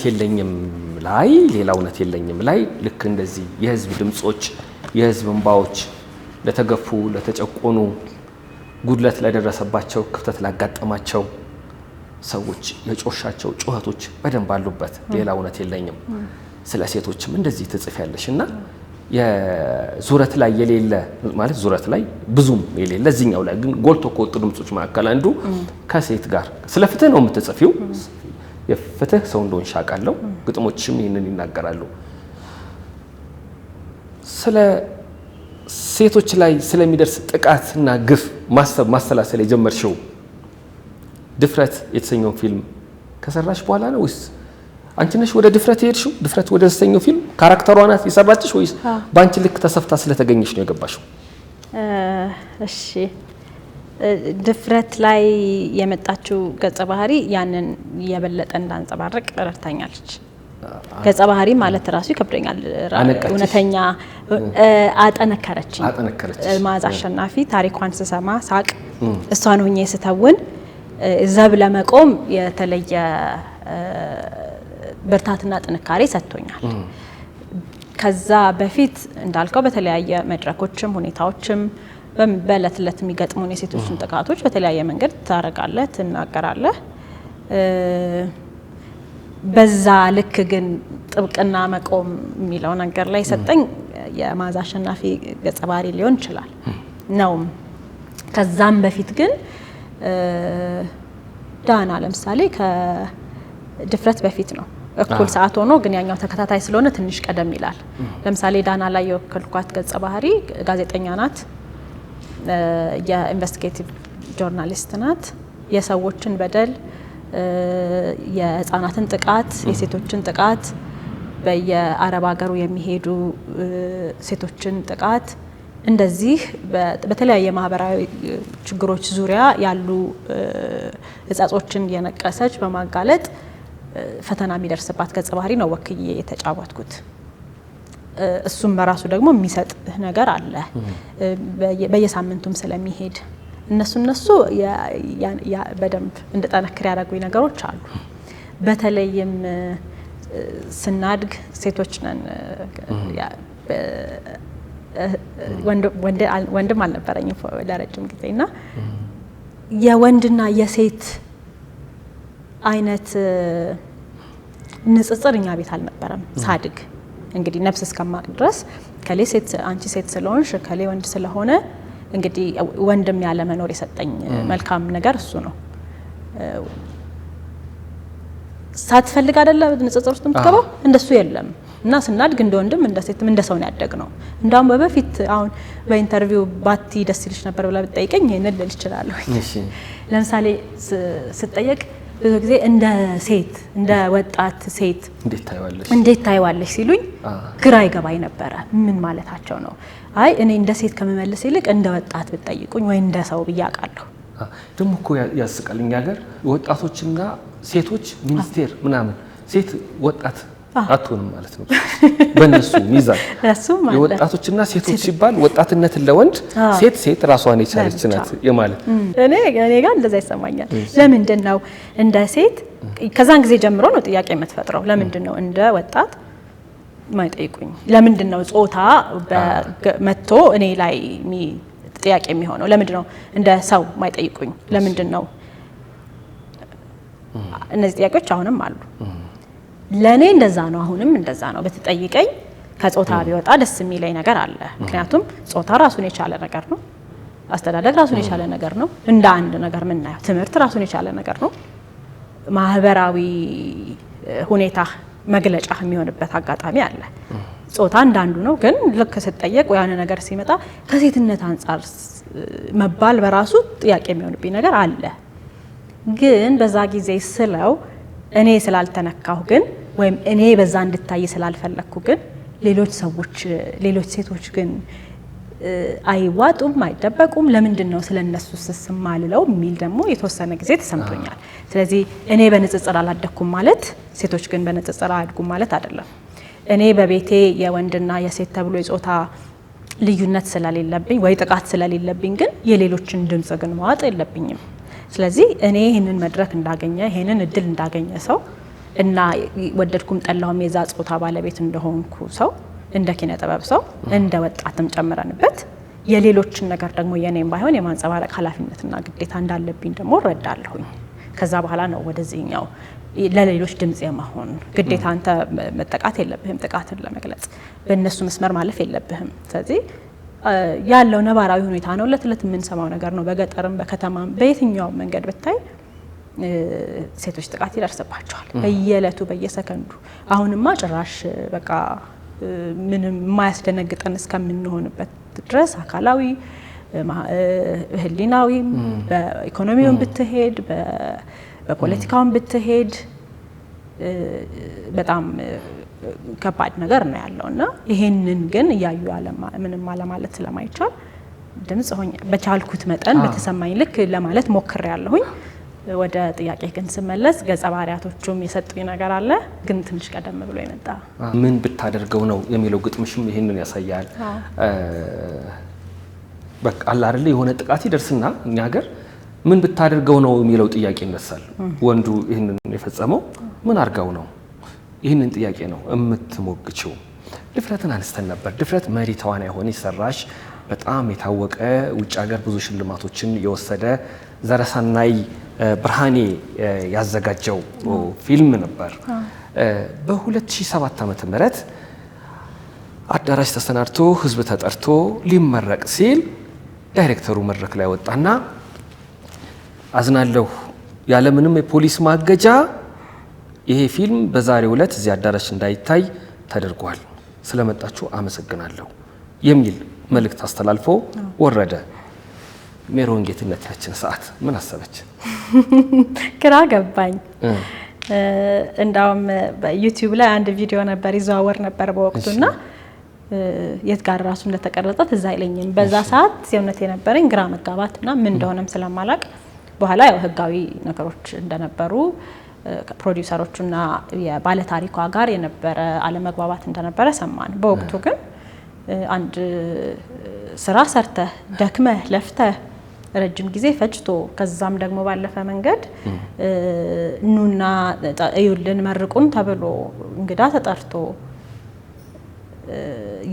እንዴት ነው ደክመህ ዘርተህ ለፍተህ አጭደህ አብስለህ ያቀረብከው ምግብ ልትበላ ስትል እንደ መነጠቃ ያለ ስሜት የለም ወይ ምን ነው ከዛም ይደርሳል እኮ የሚል በአግባቡ እኮ ማድረግ ይቻላል የሚል ስሜት ተሰምቶኛልና የሞራል መነካት የለም ድንጋጤውም አለ እንደዛ አይነት ግራ መጋባቶች ነበር እኮ ፖለቲካ የለው አሁን ነገርሽኝ እንጂ ለምን አልኩ እና ከምን ጋር ላይ ያይዘው ነው በሶስተኛው ዓለም ሀገራት ያሉ ገጣሚዎች ደራሲዎች ከያኔዎች ከሚገጥሟቸው ነገሮች መካከል አንዱ እረፍ አርፈ ተቀመጥ መባል ነው ጠመንጃ ያለው ኃይል ያለው አርፈ ተቀመጥ ይለዋል አንድ ግጥም ሲጽፍ ሜሮን ጌትነት በአንድ ወቅት አንድ ግጥም ጻፈች ከጻፈች በኋላ ከዛ እንዴት ነበር ያው በጣም አነጋጋሪ ግጥም ነበረ እሺ ምን የሚለው ሂድ እሺ ያው እንዳየው እንደሰማው ትንሽ መነጋገሪያ ሆኖ ነበር እሺ እንትን አልነበረም እኔ ከምለው ነገር አንፃር ልክ ነኝ ወይ ነው የሚሰማኝ ሁሉ ጊዜ ስጽፍ ልክ ነኝ ወይ በተለይ አሁን ምክንያቱም በፊት እንዳልኩ በነፃነት ማንንም ጋር የሚደርስም አይመስልህም አሁን ግን ስጽፍ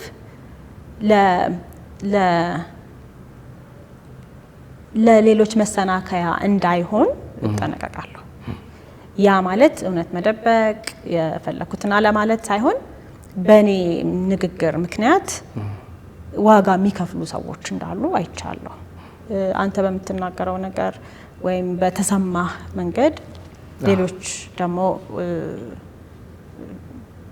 ዋጋ ሲከፍሉ አይቻለሁ ስለዚህ ምንድነው እምለው እውነት ነው ዛፉ ሲነቀነቅ ዛው ላይ ወፎች ማደሪያ የሰሩት ይረግፋል አትንኙ ምኑ ልክ ነሽ በዙሪያሽ ያለ ሁሉ ይታወቃል ልክ ነው እና በእንደዛ አይነት ሁኔታ ውስጥ ምንድነው ያልኩት ነው እምለው እኔ ግጥሙን ሰማሁት እንደ አዲስ ነው የሰማሁት ምክንያቱም ከቀረበ ከዛ በሲዲ ታትሞ ገበያ ላይ ካለ ብዙ ሰዎች ካዩት ቆይቷል ምናልባት አመት ወይ ከዛ በላይ ሆነዋል እና ግጥሙ ሲወጣ እና በጣም ብዙ ሰዎች አለሽ ምናምን ሲሉኝ ምንድን ነበር ያልኩት ብዬ እንደገና ሰማሁት ምንም አላልኩም የኖርነውን ያየነውን የሆነውን እለት የምንባባለውን በሚዲያውም የሚባለውን ነው ያልኩት እኔ ግን ስለተነካሁበት ስላየው ስለኖርኩ ልት የፈለክሽው ነገር ምንድነው አሉኝ ለለፈለኩትን ነገር ያው ዛሬ ገልጫለሁ ሰሙት እና እነሱ ከሚሉት የተለየ ነገር አላልኩም ያውነትም በየሚዲያው የምትሰማው ነገር ነው ቢሮክራሲው ወጣውረዱ ስንኖር የሚያጋጥመን ነገር ተስፋ አድርገን ያላገኘናቸው ነገሮች ሄደን ወተን ወርደን የተጉላላንባቸው ነገሮች እንደ አንድ ነዋሪ የሚሰማኝ ነው ያልኩት ከዛ ደግሞ ከውጪ ለሚመጣ ደግሞ የሚሰጠው አቀባበልና የተለየ ነገር ያለን የሚያስኬድ ስሜት ስለነበረው ማለት ነውና ለዚህ ተነጋገርን ከዛ ማለት የምትችይው ነገር አለ ወይ ያሉኝ እና የማለት የምችለው ነገር ብያለሁ ከዛ ውጪ እንቀደም እንዳልኩ አንዴ ከጻፍክና ከወጣ በኋላ ሰው ለሚረዳበት መንገድ ኃላፊነት ልወስድ አልችልም እኔ ኃላፊነትም ወስደው ስለምለው ነገር ነው ለምለው ነገር ደግሞ እርግጠኛ ስለነበርኩኝ ከተጨማሪ ነገር አላልኩም አንዳንዴ አንተ የምትለው ነገር እኔ ስለው የተለየ መልክ ልትሰጠው ትችላለህ ዋናው ነገር ምንድነው በወቅቱ የሆነ የሚደረግ የነበረውን የምንኖረውን ነገር እውነቱን አይደለም ወይ ያልኩት ነው አሁን እውነቱን ብለሻል አልያልሽም ከሆነ ሚዛን ላይ ተቀምጬ ይሄ ስህተት ነው ዋሽተሻል ነው መባለው ያልኩት ነገር ግን እውነት ሆኖ የለት ነገር ሆኖ ለምን አልሹ ከሆነ ግን ሌላ ጥያቄ ነው ስለዚህ ለምን አልሹ መባል ያለንን የመናገር ነፃነት ነው አይደለም ይናገር ስለዚህ ለምን አልሹ ልባል አልችልም ያልሹ ደግሞ ውሸት ነው ልባል አልችልም በዛ መካከል የነበረ ጨዋታ ነው የነበረው እኔ ላይ የፈጠረው ተጽዕኖ እንዳለ ሆኖ ማለት ነው ግን አሁንም በዚህ አጋጣሚ ለምፈልገው ነገር አንተ የኖርከው የተሰማህን ያየኸው ነው እንደ ገጣሚ የምትጽፈው የተሰማህን ነው ሰዎች ደግሞ ያን ቁስላቸውን በሚያክላቸው ያን ስሜታቸውን የሚገልጽላቸው በበጎም በዲያደር ወይም ነው በሌላ መልኩ ነው የምለው እና ሁለት የተለያየ ወገን ካለ ሁለቱንም በአንድ ነገር ማስደሰት አትችልም። እንደ ኪነ ጥበብ ሰው እንደ ገጣሚ እንደ ባለሙያ ደግሞ ለስሜት ቅርብም ከመሆን አንፃር ሁልጊዜ የምናደላው ከተገፊ ጎን ነው አይደለ? ስለዚህ ድምጽም ልትሆን የምትችለው ለሚገፋው ነው። ሁለት ሰዎች ሲደባደቡ ካየህ የተደብዳቢው ደም ነው የሚታየህ አይደል? ስለዚህ አንዳንዴ ለዛኛው ስትወግን ደብዳቢውን ወይም ደግሞ በጽንፉ ያለውን ሰው ደግሞ መንካተህ አይቀርም። በዚህ መካከል የሚመጡ ነገሮች ይኖራሉ አሉ።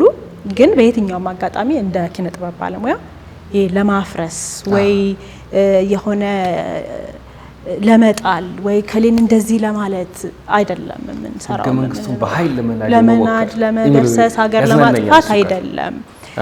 ብንችል እግዚአብሔር ቢረዳንና እንደሚባለው ምንሰማ ቢሆን ለማቅናት ሀሳብ ለመስጠት በምንችለው ምክንያቱም ከነዋሪው ጋር ነው የምንኖረው።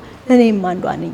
መነካቴን መንገሬ ነገ የተሻለ ሀገር የተሻለ ማህበረሰብ የተሻለ ሰው ለመፍጠር ምን ሆንሽ ብባል እንዲህ ነው ብዬ ቁስሌን የምናገርበት መንገድ ስለሆነ ሌሎች ደግሞ ድምጻቸው የማይሰማ ሰዎች ካሉ ደግሞ ቅድም እንዳልነው በፖለቲካው ብቻ ሳይሆን በማህበራዊ ህይወትም በኢኮኖሚውም ቢሆን በጾታ ጉዳይም ቢሆን ከተገፊ ጋር መቆም የኪነ ጥበብ ድርሻው ስለሆነ እዛ ወገን ጋር ቆመህ የምትለውን ነገር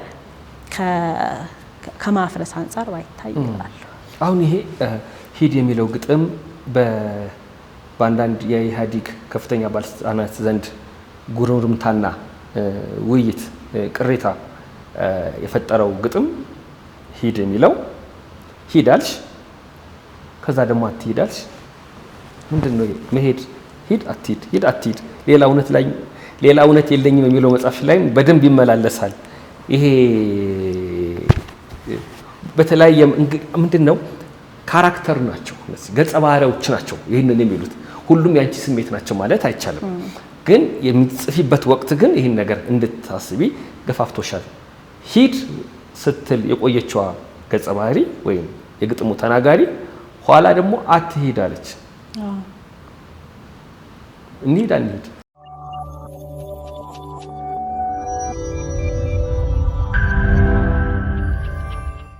አይ ሂዱና አትሂዱ አይደለም መልእክቱ። ሂድም ስል ሂድ አልነበረም፣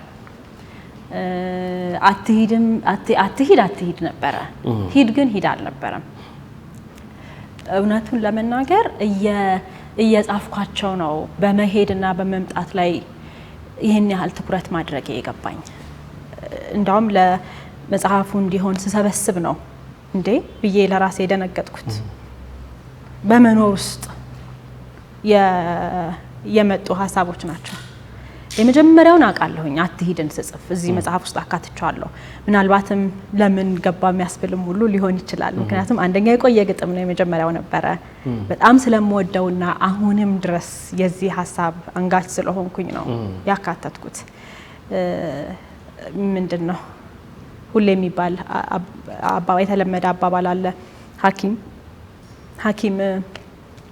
የሚያጨስ ሐኪም እንዳታጨስ እንዴት ነው? ሊያጨስ ይችላል፣ እንዳታጨስ ሊመክርህ ይችላል። ሊያጨስ ይችላል፣ ግን እንዳታጨስ ሊመክርህ ይችላል። እኔም እንደዛ ነው የሚሰማኝ። አትሂድ ብያለሁ፣ ያን ነው ማምነው። ግን ደግሞ ሄጄ ተገኝቼ ራሴን አግኝቼው አውቃለሁ። የት ጋር ማስቆም እንዳልቻልኩ እስከማልረዳው ድረስ ማለት ነው። ያ ማለት ሂድ ስልህ እንድትሄድ ተመለስ ስልህ እንድትመለስ ሳይሆን እኔ ስሄድ የተሰማኝን ነገር ጽፌያለሁ፣ ስመለስ የተሰማኝን ነገር ጽፌያለሁ። በመሄድና በመምጣት ውስጥ ያገኟቸውን ነገሮች በግጥሞች ውስጥ ታገኛቸዋለህ። እውነት አለው፣ ጸጸት አለው። ምክንያቱም የመጀመሪያው አትሂድን የጻፍኩት ለኪነ ጥበብ ባለሙያ ነው የጻፍኩት። ምክንያቱም እዛ ቦታ ላይ ቆሜ አንድ የኪነ ጥበብ ባለሙያ እንዴት ብሎ ከሀገሩ ይወጣል የሚል ሀሳብ ስለነበረኝ በጣም ማንም ሰው ይሰደድ፣ ማንም ከሀገር ይውጣ፣ ጥበበኛ ሲጎል ከያኔ ሲታጣ ሀገር ነው የሚጎል፣ ቀይ ነው የሚቀጣ፣ ሰንደቅ ነው የሚፈዝ መዝሙር ቅጥም ያጣ እንደዛ ነው አሁን የሚሰማኝ። የኪነ ጥበብ ሰው ያስፈልጋል በሀገሩ ምድር ከባህር እንደመውጣት ነው የሚባለው አይደለ? የእውነት ነው እና የሚሰማኝም እንደዛ ነበር። ግን በቃ ህይወት ደግሞ አጋጣሚ ሁኔታዎች ምናምን ደግሞ ይዞ የሚሄድበት መንገድ አለና እንደዛ ብዬ በኑሮ ውስጥ ደግሞ ቅድም ያነሳነውን ሂድን ደግሞ ጻፍኩኝ። ምክንያቱም አትሂድ ያልኩት ሰው ዋጋ ሲከፍል አያለሁ፣ ግን እኔን አልነበረም ስለኔም አልነበረም። እና ሁሉ ጊዜ በእነዛን እንቅፋቶች ሳይ ኑሮ ያልተመቸ ሲሆን በየዕለቱ የምታየው ነገር ተስፋ የሚሰጥ ሳይሆን ሲቀር ለምንድነው አትሂድ ምለው የሚል እኔ ግን ያጆኛል ነበር። ምንም የተጀመረ ነገር የለም ከሀገር ወጣለሁ የሚል ፍላጎትም አልነበረሽ ለሰከንድ እና ግን እሄዳለሁ ብሎ ለሚያስብ ግን አትሂድ ብሎ ማነቅ ለምን አትሂድ ብዬ ነበር። ግን አትሂድ ብዬ ያልኩ ነገር ሲያፈራ እናየውም። ትውልድ ስላንተ በአገር መኖር ጉዳይ እንዴት ነበረ የአገሬ ጎበዛዝት ህዝብን የምንላቸው ያለኛ ጨውነት ጥፍጠትም የላቸው ብለን ያልንላቸው ባንተ ከሀገር መኖር ጉዳይም የላቸው። ነብይ በሀገሩ መቼ ይከበራል ተረት እያወሩ ቁርበት ጓሮ አግኝተው ጸበል ነከሩበት በልኔና አትስማኝ አንተ ወቅበት ነው የሚለው። እና ያንን ሐሳብ ባትሂድ ያሰርኩት ስለመሰለኝ ቅድም እንዳልከው እኔ ለምንድነው ፈራጅም ሆነው እና ባይመቸው ዋጋ ቢከፍል የህይወት ዋጋ ቢከፍል የኑሮ ዋጋ ቢከፍል ካንተ ከሆነ ነገር ይጠበቃል ይያልኩ ለምንድነው የተለየ ኃላፊነት የምሰጠው? ስለዚህ ያንን ለመፍታት ነው። በዛ ውስጥ ግን ሂድም ይያልኩ አልነበረም። እንዲሄድ ግን የሚያደርጉ ምክንያቶችን እየዘረዘርኩ ራሳችንን እንድናይ ለማስቻል ነበር። ያው ሲወሰድ ሊትራል ፌስ ቫልዩ ይወሰዳል አንዳንዴ። ስለዚህ እንደ ሂድም የተቆጠረበት አጋጣሚ አለ። ከዛ ግን እንዳልኩ ደግሞ ህይወት ወዴት እንደሚወስድ አታውቅምና እኔ ሄጄ ተገኘው። በጣም በዛ ውስጥ ያለ ራሱ እኔ ነኝ እንዴ እላለሁኝ። ይሄን ሳነብ እንደዚህ ያልኩ ሴትዮ ሄጄ ነው እንዴ እላለሁ። ከዛ ደግሞ መመለስ ደግሞ ሲያምርህ ሄዳለሁ ደግሞ የሚል ሌላ ደግሞ ሰራው። ምናፍቆቱም ርቀቱም ምኑም ለኔ አሁን መሄድ ጉድለት ነው። ቤቴ ስለሞላ ቀደም እንዳልነው በደስታ ስለምኖር ካልሆነ በስተቀር እንደ ሙያ ስታስበው ደግሞ ራሴም የውስጥ ጉድለት አለብኝ። እለት እለት የምታየው ነገር ነው የሚያጽፍህ የሚያኖርህና ከሱ ራሱ መራቅ የሚሰጠው ጉድለት አለ። በሱ ደግሞ ስጎድል ተሰምቶኝ ደግሞ መመለሴን ደግሞ ጽፋለሁ። ስንት አመት ማለት ነው እዛ ቆየሽው? 10 አመት። አዎ ምን ብለሽኝ ነበረ? አንድም ቀን ከሀገር ወጥቼ አላውቅም፣ ሁሌ ኢትዮጵያ እንዳለው ነው የሚሰማኝ ትያለሽ። ግጥሞች ውስጥም ይሄ አለ። ከሀገር መውጣት መሰደድ የሚፈጥርብኝ ስሜት አገሬ ቤት የለም፣ ኢትዮጵያ ውስጥ ቤት የለኝም፣ ጎጆ የለኝም፣ ግን ያለሁበት ሀገር ደግሞ ቤት ሰራው። ያም ሆኖ ግን አሁንም ወደ ሀገር የሚሄድ ስሜት ይሰማኛል ምትዩ። ስደት በገጣሚ አይን ሲታይ በከያይ አይን ሲታይ ደግሞ ሌላ መልክ አለው። ልክ ነው። ምን አይነት ስሜት ፈጥሮብሻል? ጉድለት ነው። በሙሉነት ውስጥ ሁሉ ሆነ እየሞላለህ ነፍስህ ግን ይጎልበታል። እኔ በነበረኝ ቆይታዬ እንዳልኩ የሄድኩበት ምክንያት ቤተሰብ ነው። የሄድኩበት ምክንያት ፍቅር ነው፣ ኃላፊነት ነው፣ ልጆች ናቸው። በሱ ውስጥ ነው ራሴን ከብቤ የኖርኩት። በዛ እለት እለት የማገኘውን እርካታ፣ ደስታ፣ ፍቅር፣ ሰላም ተንተርሼ ነው የኖርኩት። ለዛሬ ቀን ስንቅ እንዲሆነኝ ማለት ነው። በዛ ውስጥ ደግሞ እንዳለምደው እንደ ተዋናይ ደግሞ ቶሎ መልመድ ባህሪ ያለኝና አካባቢን ቶሎ የመልመድ ነገር ውስጥ እንዳልገባ በተቻለ መጠን ራሴን ደግሞ ያጠርኩባቸው ከዛ ከሄድኩበት ጉዳይ ውጪ ብዙ ላለመራቅና ላለመስመጥ ትግል ሳደርግ ነበረ። ዋና እንደማይችል ሰው እና በዛ ውስጥ ግን ሁሌ እዚህ ያለ መሆንህ ነው የሚታሰበው። እኔ በቃ ያብሰለስለኛል። እኔ ብቻ አይደለሁም በጣም ብዙ ከሀገር ውጭ የሚኖሩ ሰዎች ይጋሩኛል ብዬ አስባለሁ ይሄንን ስሜት።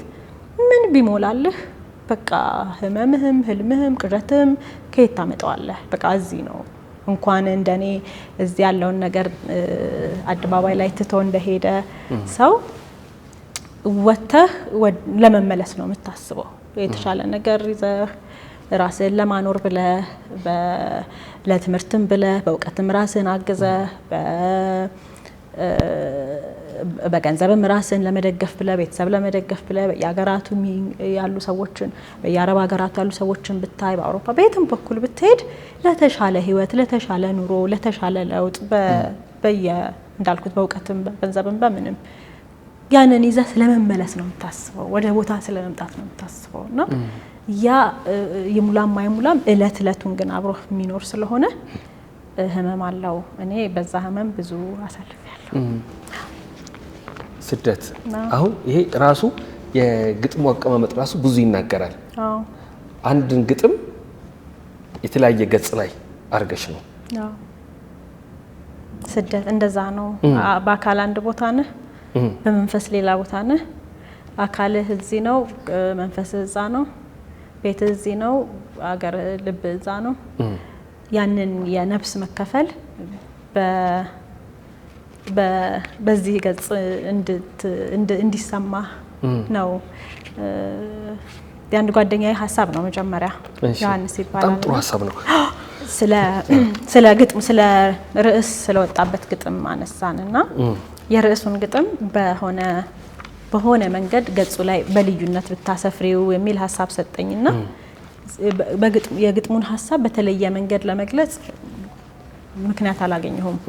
ግን ሀሳቡ ደስ ብሎኝ ስለነበረ አንድን ሀሳብ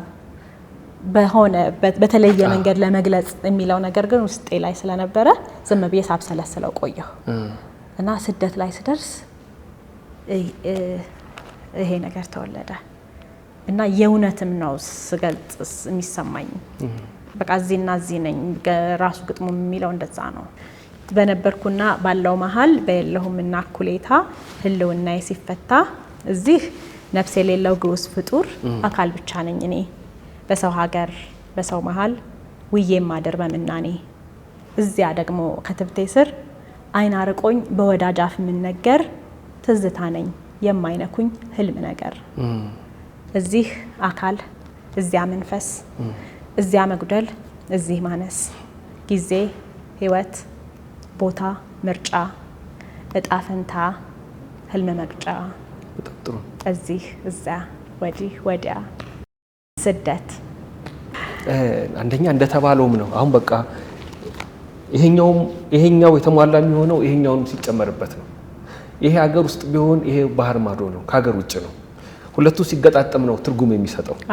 ስለዚህ ስደት ሀገር ለነበሩ ላሉ ለብዙዎቹ ስሜቱ ይሄ ነው። እውነት ነው። በአካል እዛ በመንፈስ እዚህ በቃ የሆነ የጎደለ ነገር አለ። አንዱን ለቆ ወደ አንዱ ለመምጣትም ራሱ የሚፈትን ብቻውን እነሱን የማይገልጽ ይሆናል። ያለዚህ እዛ ብታየኝ አካል ነኝ፣ የእውነት አካል ነኝ። መንፈስ እዚህ ነው። ጠዋት ተነስተ ዜና የምታየው ስለዚህ ነው፣ የምትኖረው ስለዚህ ነው። ግማሽ ህይወት እዚህ ነው። እዚህ ደግሞ ስትመጣ አካልህ፣ ቤትህ፣ ህይወትህ፣ ኑሮህ እዛ ይሆንና ለመመለስ ታስባለህ ወደ ህይወትህ። እኔ አሁን እንደዛ ነው እና እዚህ የምትጎላለህ እዛም ትጎላለህ። ግማሽ መኖር እንደዛ ነው። አሁን አንድ ሚዲያ ላይ ተወዳጅ ሚዲያና ኮሚኒኬሽን ለዚህ ጋዜጠኞችን የደራሲዎችን ታሪክ ይሰንዳልና እዛ ላይ ያንቺን ታሪክ ሲጽፍ ምን ብሎ ነበር? ቤተሰብ መስርቶ ልጆች ማሳደግ ከሀገራዊና ማህበራዊ ኃላፊነት ይበልጥ እንደሆነ አውቃለሁ ብለሽ የገለጽሽው ነገር አለ። እውነት ነው፣ አምናለሁ። የመሰረትነውን ቤተሰብ በትነን ሀገር ማለት ልክ አይደለም። ትልቁ ነገር ፊታችን አፍንጫችን ስር ያለውን ነገር እንዴት ጠብቀነዋል ነው። በዛም እንመዘናለን፣ በዛም እንለካለን። ያ ማለት ግን ቅድም በጠቀሻቸው ዓመታት የትም አልታየሽም ማለት አይደለም። ለምሳሌ አንድ ድራማ አይቼ ነበር። በእንግሊዝኛ ነው የተሰራው፣ ቲያትር መድረክ ላይ ኢትዮጵያዊት ሴት ወክለሽ የሰራሻት ምንድነው? እሺ እንዳልከው እንዳልሰምጥና እንዳልቀር በማገኛቸው አጋጣሚዎች ሁሉ የሰራው ከመሰለኝና ያንን እርካታ ወይም ደስታ ካገኘው ማልመለስ ስለመሰለኝ ጠልቄ አልገባሁም። ግን ደግሞ የነፍስ ጥያቄ ደግሞ ስለማይመለስ በተወሰነ መንገድ ደግሞ ያገኟቸውን እድሎች ወጣ ያልኩ ለመጠቀም የሞከርኩበት ጊዜ አለ። ትንሽም አይደለም እርግጥ፣ ግን የምፈልገው እኔ ይሄኛውን ጉዳይ ስለሆነ ለሱ ትኩረት እየሰጠው ስለምናገር ነው። እንዳልከው ቲያትር ላይ በሁለት አጋጣሚዎች ሚኒሶታ ላይ መሳተፍ እድል ገጥሞኛል። አንደኛው ቲያትር ቤት የወርክሾፕ ነው፣ የቲያትር ወርክሾፕ ለተወሰነ ቀናት ነበር፣ ለ21 ቀናት።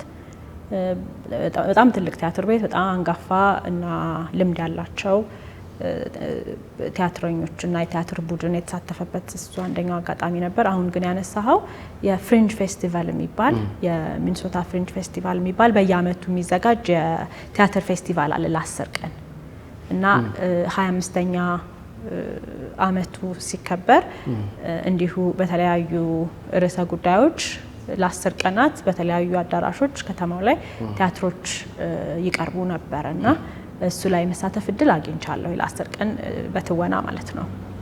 እና አጋጣሚ ኦዲሽን ይሰሩ ነበርና ስለ ፍሬንች ፌስቲቫል ማስታወቂያዎች ይወጡ ስለነበረ አንዱን አይቼ ሄድኩኝ በመብዬ ለመሞከር። አንዳንዴ እዚህ ስትሆን መጀመሪያ በተለያዩ አጋጣሚዎች ትመጣለህ፣ ከዛ ስም ይኖርሃል፣ ዳይሬክተርም ካስት ሲያደርግ ጸሐፊም ሲጽፍህ አንዳንዴ አንተን እያሰበ ይጽፋል፣ አንዳንዴ ዳይሬክተር ከለ ያለ ይልሃል። ስለዚህ ተፈልገህ ነው ካስት የምትደረገው። ነው የመጨረሻዎቹ አመታት ሜሮን ይሄን ትጫወች ተብዬ ሄጄ እንጂ ብዙ በኦዲሽን ውስጥ ያለፍኩባቸው አጋጣሚዎች አልነበሩ። ስለዚህ እኔ ስለሆንኩ የኔን የሚፈልጓትን ነገር ስለሚያውቁ ነው አይደለ ካስት የሚያደርጉኝ። ያኛውን አጋጣሚ ለምን ወደድኩት? ማንም አያውቀኝም፣ ማልሁን ምልሁን አይታወቅም። ስለዚህ አንዳንዴ ራስህንም ማየት ትፈልጋለህ አይደል? ትክክለኛ ሚዛን ላይ እንደተቀመጥሽ ሆኖ ይሰማሻል። ትክክል። እና ሄድኩኝ፣ ኦዲሽኑን ተካፈልኩኝ፣ ከዛ ጠሩኝ እና ስሄድ መጀመሪያ ካስት ያደረጉኝ ለህንዳዊት ገጸ ባህሪ ነበረ። እሺ እንዳልመስልም እሺ ባኒያ የሚባሉ አሉ፣ ከኢትዮጵያ የሄዱ አሉ፣ ህንድ ውስጥ ባኒያዊ አድርገው ቢያሰሩሽ ሊሆን ይችላል። አዎ በደቡብ አካባቢ ያሉ ኢንዲያንስ ትንሽ የቆዳ ቀለማቸው ጠቆር ይላል የሚላልና መጀመሪያ ለህንድ ነው የታጨሁት። ከዛ በኋላ ግን ህንድ ሆኖ ለመስራት ሌሎችም ህንዳውያን አሉ እኮ ኦዲሽን ላይ። ስለዚህ መናገር ስጀምር አክሰንት ደግሞ የህንድ እንዲሆን ይጠበቃል። በልምምድ ላመጣው ይችል ይሆናል፣ ግን ካለው አጭር ጊዜ አንፃር አይተህ ህንዳዊ ካስት ብታረግ ነው የሚሻለው እንደ ዳይሬክተር። ከዛ ግን አሜሪካዊ ዳይሬክተር ነበረና አየና እሷ ትሁን ግን ጥሩ ደግሞ ተመቸ። የተፈተንኩበትም ፕሌይ የባህል ልዩነትን የሚያሳይ ኮሜዲ ተውኔት ነበረ። የህንድ ቤተሰቦች ለመጀመሪያ ጊዜ አሜሪካን መጥተው በነጮች መንደር ውስጥ ቤታቸውን ያደረጉ፣ ከዛ ከጎረቤቶቻቸው ጋር በባህል ልዩነት ምክንያት የሚመጡትን ነገሮች የሚያሳይ ነበረ። ስለዚህ ለምን አፍሪካዊ ነሽ አለኝ። አዎ አፍሪካዊ ነኝ፣ ኢትዮጵያዊ ነኝ አልኩት። መልካም። ስለዚህ አፍሪካዊም ብለህ አክሰንት የኛውን አፍሪካዊ ስትል የዌስት አፍሪካን ነው ብዙ ጊዜ አክሰንት የሚያስቡት፣ የናይጄሪያ፣ የጋና የተለየ አክሰንት ነው ያላቸው። የኛ ግራ ነው የሚገባው፣ ከምንም ጋር አይገናኝም። አረብኛ ሁሉ ይመስላችኋል? አዎ። እና እንደውም አዎ ግብጽ ይሉሃል እንደዛና ከዛ ኢትዮጵያዊ ነኝ ስለው መልካም። ስለዚህ የህንዱን ሰው የገጸ ባህሪ ሚስቶና ነበር የምጫወተው፣ የሚስቶን ገጸ ባህሪ።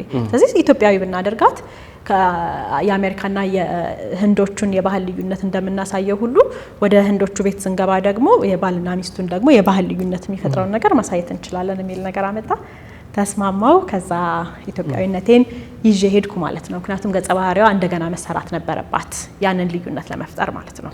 ገመትኩ። ቡና ማፍላት አለ፣ ምን አለ፣ የለበሽው ልብስ ሁሉ አለና ይሄ የተዋናዩ እጅ አለበት አልኩ። ልክ ነው። ምክንያቱም ብዙ ነገር ምንድነው የምናስገባው የሚለውን ነገር ስክሪፕት ዴቨሎፕመንት ላይ እንደገና ወደ ኋላ ተመልሰን የኔን ገጸ ባህሪ እንደገና ነው የሰራናትና እንግዲህ በቻልኩት መጠን ባለኝ ደቂቃዎች ውስጥ ኢትዮጵያን በተመለከተ ያችን ገጸ ባህሪ ለመወከል ሞክሬያለሁኝ። እንዳልከው ቡና ያው ሁላችን የሚያስማማ የሚወክለን በካልዲ መነሻነት የምንጠራበት ነገር ስለሆነ ቡና ይታወቃል። የትም ስትሄድ ያው የኢትዮጵያ ቡና የተለመደ ነው። ግን ሴሬሞኒውን ደግሞ ማሳየት በራሱ የሚፈጥረው ነገር ስለነበረ መድረክ ላይ የቡና ስነ ስርዓታችንን ለማሳየት ሞክረናል። ከዛ ባሻገር ደግሞ የተለያዩ የሀገራችን ክፍሎችንም ደግሞ ለመወከል ከቋንቋም በአማርኛ የተወሰኑ ቃለ ተውኔቶችን ለምሳሌ ሹሩባ ከትግራይ ጌጣጌጦችን እና የትግራይ ሹሩባ፣ የኦሮምኛ ዜማ፣ የጉራጌኛ ጨዋታ፣ የሀረሪ ብሔረሰብ ልብስ እንደዚህ ያደረግኩኝ በተወሰነ መንገድ ባገኘሁት አጋጣሚ ከኪነ ጥበብ ደግሞ እንደዚህ የታዋቂ ሰዎችን ስም በማስገባት እነ መሰረት መብራቴን፣ ጀማነሽ ሰለሞንን፣ አስቴር አወቀን እንደዚህ በየዲያሎጎቹ መካከል በማስገባት ለመስራት ሞክረናል። ተቀባይነት ውስጥ ቆንጆ ነበረ። ያው በአመት አንድ የሚደረግ ዝግጅት ስለነበረ ቲያትር የሚወድ ሰው ኪነ ጥበብ አካባቢ የሚገርምህ እንዲህ አሁን ሆሊውድ የሚባለው አይደል? በሆሊውድ ደረጃ አይደለም። ያው መናኸሪያ ስለሆነ ኪነ ጥበብ ሲባል ሚኒያፖሊስ በቲያትር እንደዚህ በስነ ጽሁፍ በሙዚቃ ሎካልም ቢሆን በደንብ ነው። ብዙ ቲያትር ቤቶች አሉ፣ ብዙ መድረኮች አሉ እና ሰው ይወዳል እንደዚህ አይነት ነገር እና ፌስቲቫል ተብሎ ለ10 ቀን ተዘጋጅቶ በደንብ ነው የሚመጣው የሚያየው እና ይሄ ባህላቸው በጣም ነው ደስ የሚለው። ብዙ ሰው ይመጣል፣ ቲያትር ይወዳሉ፣ ይሰራል እና ጥሩ ነበር። ተመልካቹ ደስ የሚል ነበር። ያው ኮሜዲም ስለሆነ ደስ ይል ነበር። ሀገር ሲወጣ ብዙ ጊዜ ፊደላችን ማየት ራሱ የተለየ ስሜት ይፈጥራል። ኢትዮጵያዊ ፊት ማየት በራሱ የተለየ ነገር ይፈጥራል። አብዛኛው ከዓለም ውጭ ሲወጣ ኢትዮጵያዊ ፊት ማየት ብርቅ የሚሆኑባቸው ቦታዎች ስላሉ ማለት ነው። አንዳንድ ቦታ ደግሞ በቃ በደንብ የምንታወቅ ይመስለንና ለካስ አንታወቅም። አንዴ ቻይና ሄጄ ነበርና መጀመሪያ ከየት ነው የመጣው ሲባል ከኢትዮጵያ ስል ሚሉ ይመስለኝ ነበር። ከዛ አልታወቀችም። እንዳጋጣሚ ያገኛቸው ሰዎች ኢትዮጵያን አላወቋትም። ምስራቅ አፍሪካ ወደሚል አሳደግኩት። ትንሽ ቆየውና ደግሞ ምስራቅ አፍሪካም ሳይታወቅ ሲቀር ከአፍሪካ ማለት ጀመርኩ እና ካናዳ ውስጥ ናት ወይ ያለችው ብሎ አንዱ ሲጠይቀኝ አፍሪካ ይሄን ያህል ሩቅ ነን ወይ ብዬ አሰብኩ። ግን ዋና ከተማቸው ውስጥ ምን ሆነን መሰለሽ ድንገት ዞር ስል የአዲዳስ ጫማ ማስታወቂያ ጥሩነሽ ዲባባ ትታያለች በትልቁ። እንዴት አይነት ስሜት እንደፈጠረ ማለት ኢትዮጵያውያን በማይታዩበት ዋና ከተማቸው ላይ ጥሩነሽ ዲባባ ስትታይ ሳይ የምር ምን እንደፈጠረብኝ ታውቂያለሽ? የዕለት ዕለት የጻፍኩት ግጥም ለአንድ አፍታ ህዝቡ ሁሉ ቆሞ እህቴ ናት ልበላቸው ወይ ማለት የሀገሬ ሴት ናት ማለት የታወቀች አትሌት ናት ማለት ማራቅ ሆነብኝ እና የፈለግሽውን ይዘዥኝ ከሩጫ በስተቀር ማሮጥልሽ ነገር የለም የሚል ይዘት ያለው ግጥም እንድጽፉላ አድርጋኝ ነበር። ግን ለጥሩነሽ ከሩጫ በስተቀር ለምን አይነት ስጦታ ነው? እንደው ባትችል እንኳን መሮጥ ነው እንጂ ያለበት ለሷ እኮ ከሩጫ በስተቀር አሁን ለምን አመጣሁት? ኒውዮርክ ይሁን ቦስተን አንቺ በእውቀት ስዩም ዶክተር ወዳጄነህ ማርና ያለ ይመስለኛል እና ትላልቅ ፊልሞች አዳዲስ ፊልሞች ሲወጣ ማስታወቂያ ሰሌዳ የሚለጠፍበት ቦታ ላይ ነበራችሁ። ደስ ይላል። አሁን በዛ መስመር ባልፍ ኖሮ ቀና ብዬ ባየው የሚፈጥርብኝን ስሜት አየሁት ማለት በጣም አይደል? በጣም ደስ ይላል። ሎስ አንጀለስ ነው። እሺ ይበልጣል ይባላል። በዚህ አጋጣሚ አዘጋጁ የዝግጅቱ አዘጋጅ ይበልጣል እንደው ያከበርከው ጥበብ ያክብርህ። ወጣት ልጅ ነው፣ ቲያትር ግራጁዌት ነው። ህልሙ ኪነ ጥበብን ከፍ ማድረግ ነው። ይሳካለት እያልከው ስሜታውን የኢትዮጵያ ከዛ ደግሞ ግጥም እና ኤልኤ ከተማ ላይ እጅግ በጣም ትልቅ ቲያትር ቤት ብዙ ዝግጅቶች ይዘጋጃሉ። እንደዚህ ልክ ከፍ ያለ ቦታ ላይ ነው ቲያትር ቤቱ ያለው እና ከየትኛው መንገድ ስትመጣ ቀና ብለህ የምታየው ትልቅ ቲያትር ቤት ነው እንዳልኩ እዛ ላይ የኢትዮጵያውያን የግጥም ምሽት እርግጠኛ ነኝ ብዙ ገንዘብ አስከፍለውታል ለዛ እና ስለሚያተርፍበት ሳይሆን በቃ ለሙያው ለአገሩ ያንን ለማስጠራት ካለው ክብር የተነሳ አሁን ቅድም ያልከው ዝግጅት ላይ ለማስታወቂያ እናድርጓልና እንደዛ ከፍ ብሎ መታየት እንደ ሀገር የሚሰጠውን ስሜት በነ ኃይሌ ገብረስላሴ ባንዲራ ሲሰቀል በየኦሎምፒክ መድረክ የምናውቀው ነውና ያ ስሜት ነው የሚሰማው እንደ ኪነ ጥበብ ባለሙያ ደግሞ ኢትዮጵያ ተብሎ ከዛ ደግሞ ግጥም ተብሎ በጣም ደስ ይላል በጣም ልዩ ስሜት ነበረው ደስ ይላል ትልቅ ነገር ነው አሁን የመጽሐፍ እንግዲህ ወጥቷል በተለያዩ ሀገራትም እየዞርሽ የውይይት መድረኮች እንደሚፈጠሩ የፊልም ስነ ስርዓቶች እንደሚደረጉ እናምናለን ሌላ እውነት የለኝም ሌላ እውነት የለኝም እውነት ማለት ምንድናት አለ ይባላል ጲላጦስ ሁሌ የሚነሳለት ይሄ መጽሐፍ እውነትሽን ነው እምነትሽን ነው የጻፍሽው ዛሬ እውነት ነው ያልነው ነገ እምነት አይሆንም ወይ እምነታችን ነው ያልነው ቀስ በቀስ እውነት አይሆንም ወይ እምነትህ በየሁኔታው ሊቀየር ይችላል እውነት ግን የኖርከው ምን ልትቀይረው ማትችለው ወደድክም ጠላህም ይሄ የኔ እውነት ነው እምነቶቼ ተካተውበታል ማምንባቸው ነገሮች አሉ እነዛ ማምንባቸው ነገሮች ግን እውነቶቼ ናቸው አሁን ቅድም ያነሳው ለምሳሌ አትሂድ እምነቴ ነው እንጂ እውነቴ አይደለም እምነቴ አትሂድ ነው ማምነው እንዳይሄድ ነው የኖርኩት እውነት ግን እንደ ሄጄ ነው ስለዚህ እኔ እዚህ ውስጥ እምነቶቼን ብቻ ሳይሆን እውነቶቼን ነው የጻፍኩት በዛ መንገድ ነው ማለት አሁን ሌላ እውነት የለኝም ካልሽ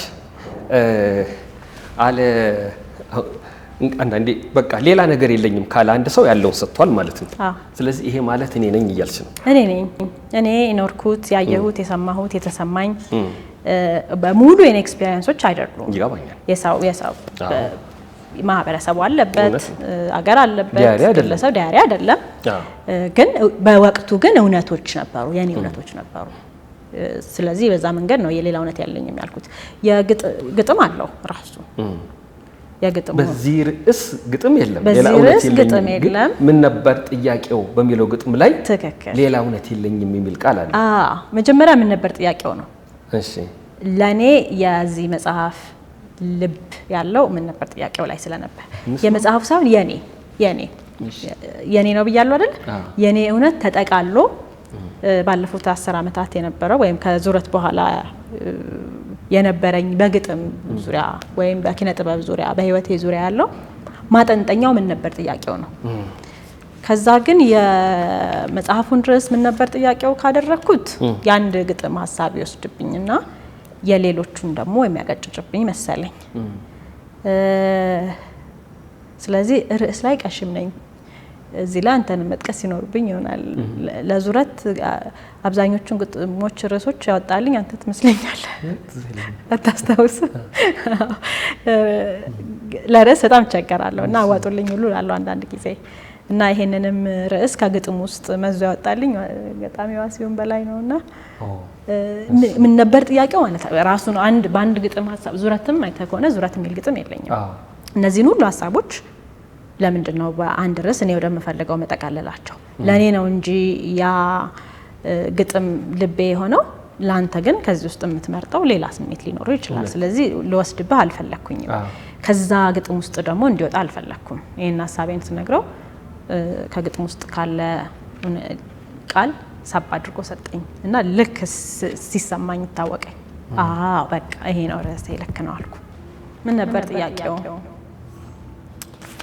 ህልሜ የነዳኝ ነው እውነቴን ያወቅኩት የህሊናን ምርኩዝ ዱካ የተከተልኩት እየገፋኝ ጊዜ እየመራኝ ሐቄ በህይወት አቀበት የተጓዝኩ ርቄ ግሳንግሱን ጠርጎ ሲያልፍ ወንዙ እየገፋ ተሻግሬ ቆምኩኝ በሰነኩት ተስፋ ቁጭት ግን ጠላቴ ወደ ኋላ ወስዶ በደራሽ መወሰድ አማራጭ ነበረ ይለኛል ተነስቶ ደጋግሜ አስቤ ሌላ ቃል የለኝም ይሄው ነው ምላሹ ምን አውቅልህ ብዬ ሀገር ለሰጠውት በየንቆቅልሹ ሌላ እውነት የለኝም ጸጉር ከምላሴ ግራ የገባኝ ነገር ምን ነበር ጥያቄው ለዚህ ሁሉ መልሴ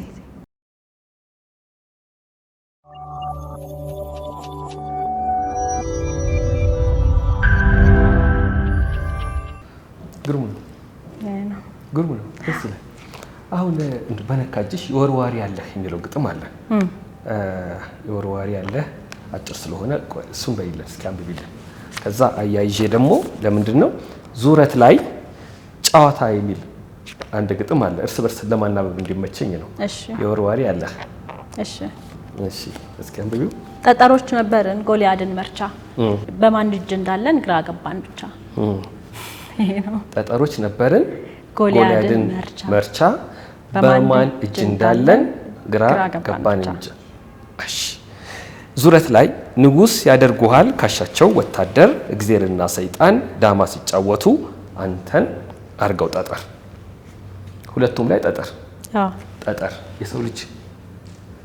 የሰው ልጅ በገዛ እጣ ፈንታው ላይ የመወሰን እድሉ ጠባብ ነው የሚል አቋም አለሽ አለኝ እንደዛ የተሰማኝ ጊዜ ላይ አለኝ አው ለአንድ ለሆነ ነገር መሳሪያ ሆነን አገኘዋለሁ ራሳችንን እሱን ደግሞ አንተ በመትፈልገው መንገድ የሆነ ነገር ለማድረግ ስትሞክር አንተ ባቀድከው ነገር ለማድረግ ስትሞክር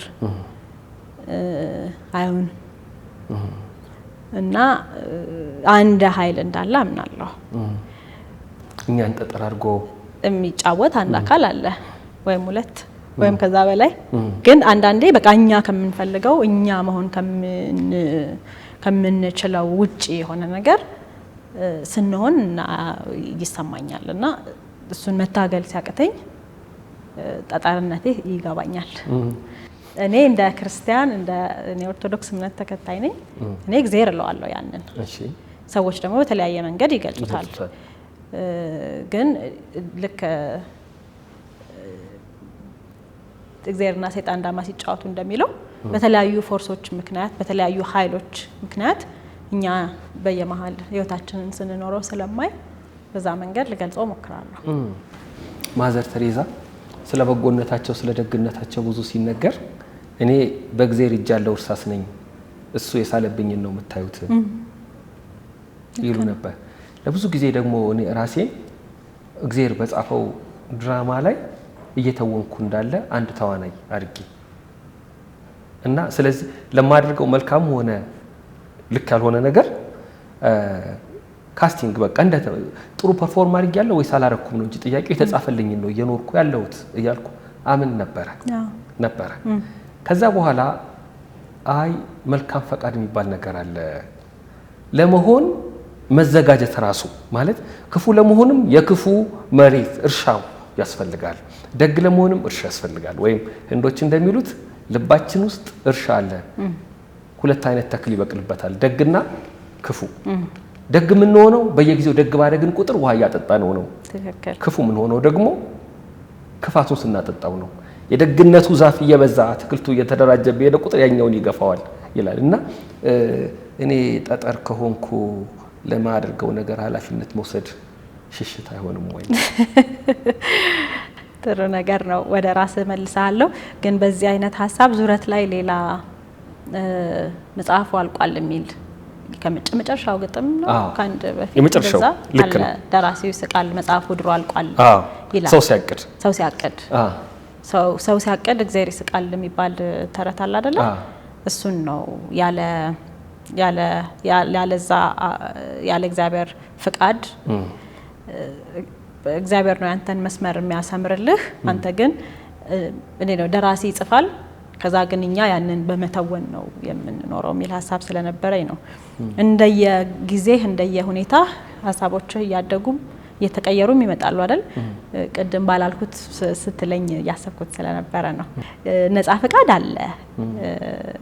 ፍቃድ አለ እግዚአብሔር ሰውን ፈጠረ ሌሎች ፍጥረታትን ፈጠረ ሰውን ግን ከእንስሳት በተለየ መንገድ እንዲያስብ ህሊና ሰጥቶ እስከፈጠረው ድረስ ነፃ ፍቃዳችን አለ በነፃ ፍቃዳችን ላይ ነው በጎነትንም ያኛውንም ክፉንም ነገር የምናረገው ልጆቻችንን ስናስተምር እንደዛ እንላለን። የግራና የቀኝ እንዲገባቸው የግራና የቀኝ ትከሻ እንላቸዋለን።